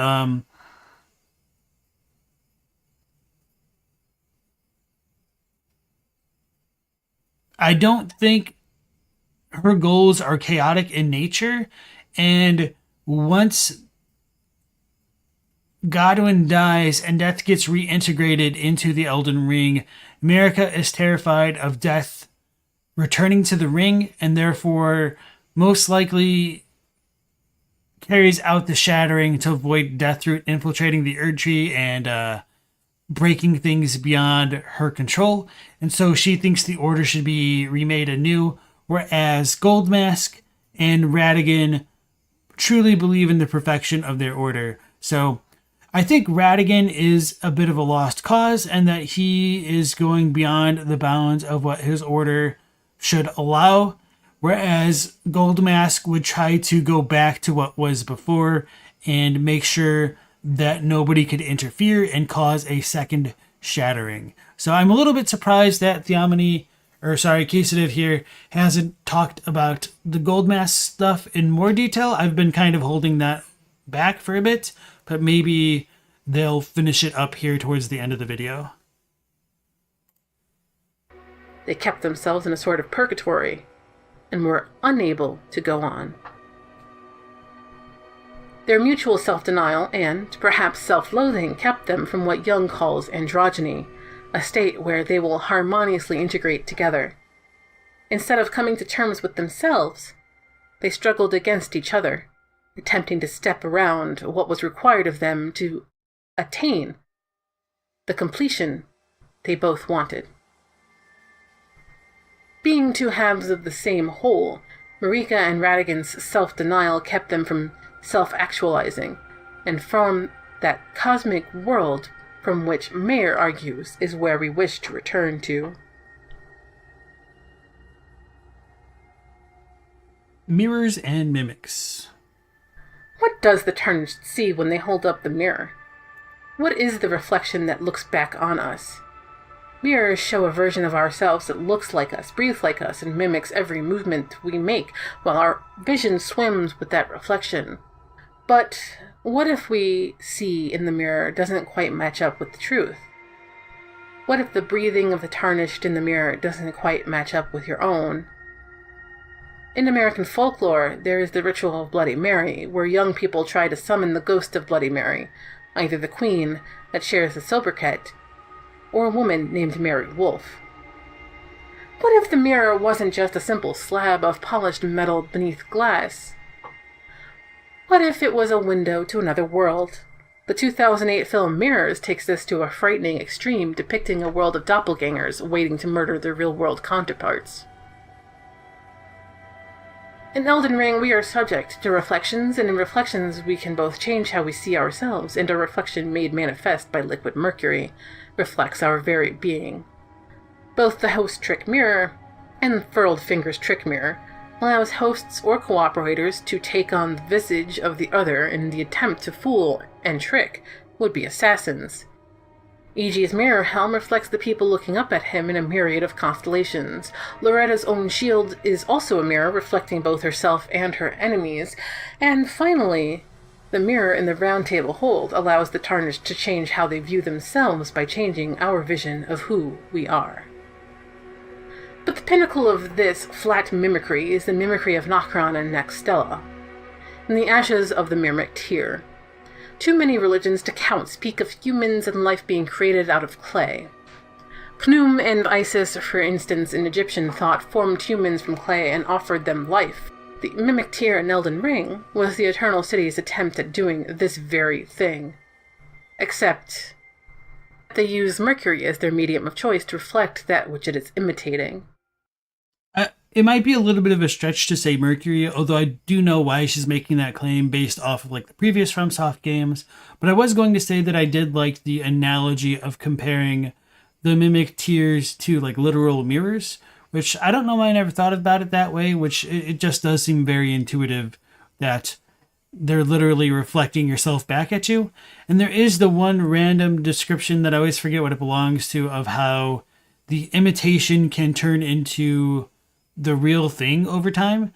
And I think that kind of ties back into one of the Dark Souls 2 miracle descriptions where it doesn't really matter if a miracle is derivative and therefore fake, because which is which hardly matters based on somebody's faith in such miracles. And then Scaleezy says, Marika did enjoy mimicry and tomfoolery. We don't really know if or how much Marika used the Unborn rune to change people or birth them. Yeah, and the rune of the Unborn is very troubling because the question is, where does it come from? When does it come from? If that makes sense. Because Godfrey shouldn't have left the lands between at that point that Radigan initially meets Renala. So was that rune actually part of the Elden Ring? If so, how did it get removed? Was it Marika? Was it Godfrey? Was it Radigan? And if it wasn't part of the Elden Ring, where did it come from? Was it like Radigan's rune? Was it somebody else's rune that the god just kind of like gave somebody this terrible mission curse thing that they just kind of fulfilled to like make it themselves? I don't really know. And then we do have the very unfortunate circumstance of literally all of the information about the Amber rune or the Amber egg and its rune, I believe, being hearsay as to when Renala actually got it. So most of it comes from Muriel. Maybe there is like one vague description that talks about it, but we actually don't know if Radigan gave Renala the rune before he went to Leyndell. We just kind of have to take it at face value, and there's not a lot of reason to doubt Muriel, But that is something that I noticed, fairly recently in the last couple months, that we don't actually have the kind of confirmation that I would really hope for something as crucial as that. So, yeah. Thanks for bringing up the Rune of the Unborn. Now, moving back to the video here. What is created is imperfect. The will of that which is reflected is not mimicked. The tarnished hold no fate, no role to be preordained to, and thus the tarnished reflection is likewise nearly a blank slate. However, everything that is physical is reflected as well. In-game, this can lead to a great deal of strategies involving switching equipment after a summoning, but in essence, the reflection is made near perfect and can be your complete opposite in how one fights by being far more aggressive than the player-controlled tarnished. However, again, the mimicked here is nothing but a vessel that masquerades as our tarnished. Despite the Eternal City's attempt at creating their own lord, one cannot recreate a being without a fate like our tarnished. Without a fate, our own twin is nothing but what we see in the mirror. That's kind of interesting, and I think that ties back into Saint Trina and Sophie's video about astrology and having fate. And I do wonder if the Silver Tears have fates of their own. Maybe if not, you might be able to argue that by them absorbing and incorporating runes into themselves, they're kind of adopting the fates of others. But, well, it's probably easy to make those claims and criticize like the Silver Tears' lack of fate. I do wonder how Saint Trina, Sophie, and Casitive here would feel about like Jarman and stuff like that. Maybe it's only like the things that have fate are tarnished specifically, because the Omen are described as being graceless as well as the misbegotten to some degree, which has always been a little bit strange to me. So is grace related to fate? It seems likely, but there's just so many unresolved questions of the game that's just really hard to reconcile, I guess. And of course, like, even though Destined Death has been sealed, deaths still continue, especially like violent deaths. So it would be very nice to even know what exactly Destined Death is and what it entails. Scowleasy said, "Did you just suggest that Muriel's words can be untrustworthy? Heresy may not be native to the world, but neither is forgiveness, buddy. Muriel would forgive me." So, no, I mean, I don't necessarily think that Muriel is telling an untruth, but I think there was something else that Muriel says which is mostly true, but not entirely true. And so I don't think like Muriel actually has like the first-hand knowledge of what happened. Like, I don't think Muriel witnessed everything, but I do think Muriel's knowledge is pretty well grounded, more so than Roger's specifically. Dark Souls was a game about deadlock between the ages of light and the age of dark. Most, if not all, of the philosophies, ambitions, and motivations were the result of propping up one over the other and the consequences of their choice. Elden Ring involves this narrative device. It is replete with more twin forces than we had time to talk about here.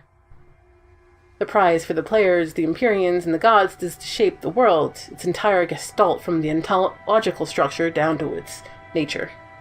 It sees you and your chosen Empyrean go to war with beliefs that oppose your own. Without the Tarnished, however, every belief and every force met its perfect opposition, entering into stalemates across the realm. Totality was elusive, as most sought conflict and struggle with its opposition rather than seeking completeness. Did Casitive touch on Rykard's failure and Rykard's opposite by chance? I don't think so. Yeah, I don't necessarily think I would agree with the idea that each force came into contact with their opposite and failed. We do have an odd number of demigods, if I remember correctly, and even like an odd placement of the runes in relation to the Elden Ring. And like with Godric being in the middle of everything, he doesn't really have a natural opposite, perhaps. I don't know. The only thing that was their reward was tying the world and its ontological foundations in knots, rather than learn the lessons that life and death understood. One couldn't be had without the other. Destruction that is brought on by the endings themselves and what they mean could be its own video essay. The mending rune endings in particular use your tarnished as the sword to cut through these knots. The result of strength enforcing a single vision of order, rather than any sort of unification of the whole, and destroying what doesn't fit. How would these stories of stalemates be different if they accepted the necessity of the other half and worked together? A lack of acceptance and inclusion of each other's beliefs and aims is one of the major tragedies of the people of the lands between. Instead of working together to find a way forward, the peoples of the lands between moved away, opposing each other in a stalemate of their own polarity.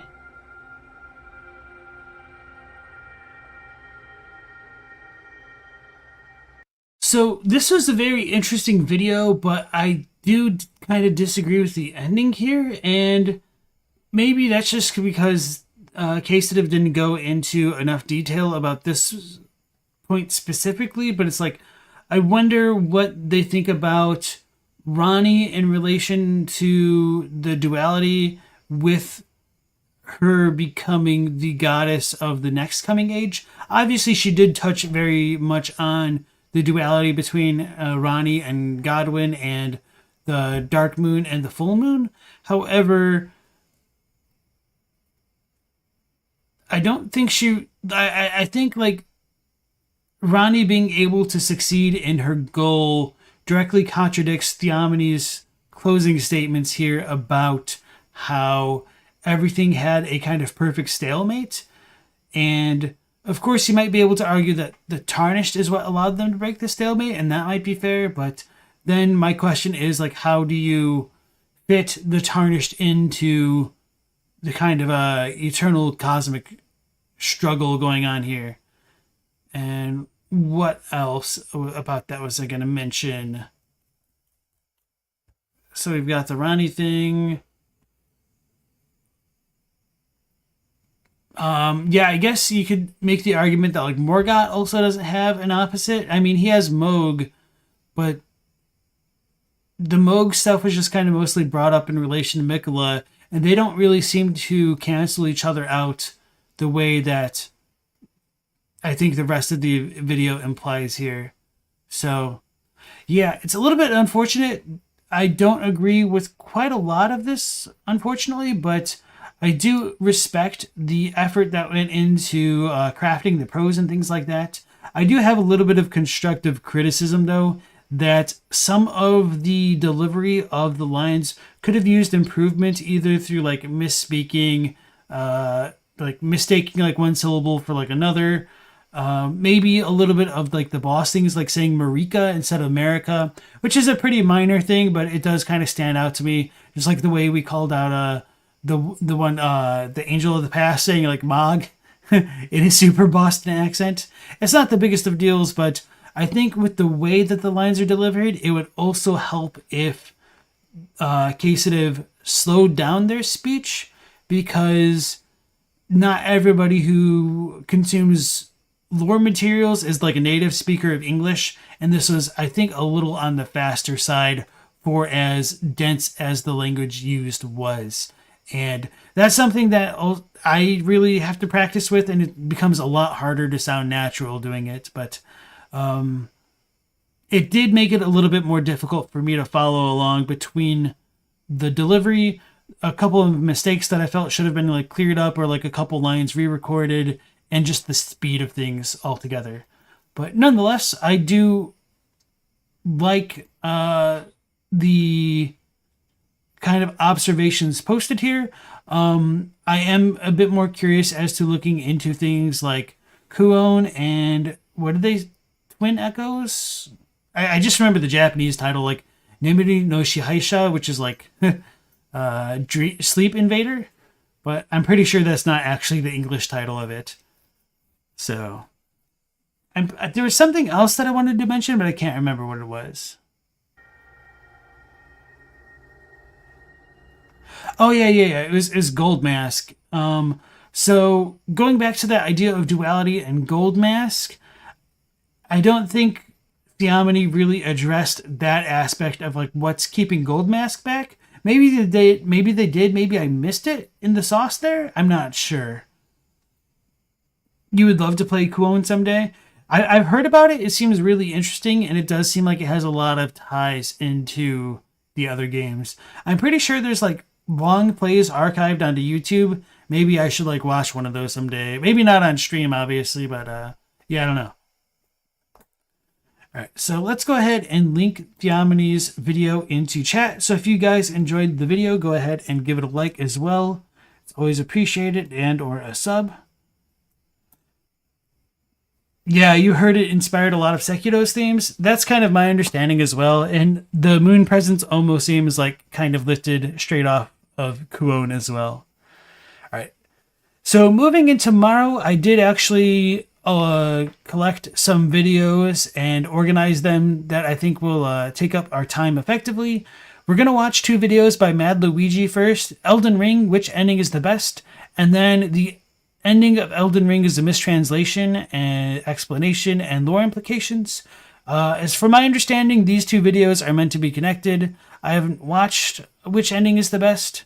And then after that, we have a video from Jarhead. I think this was suggested to me because I don't recognize this name at all. It's Elden Ring, The Usurping Theory by Jarhead69.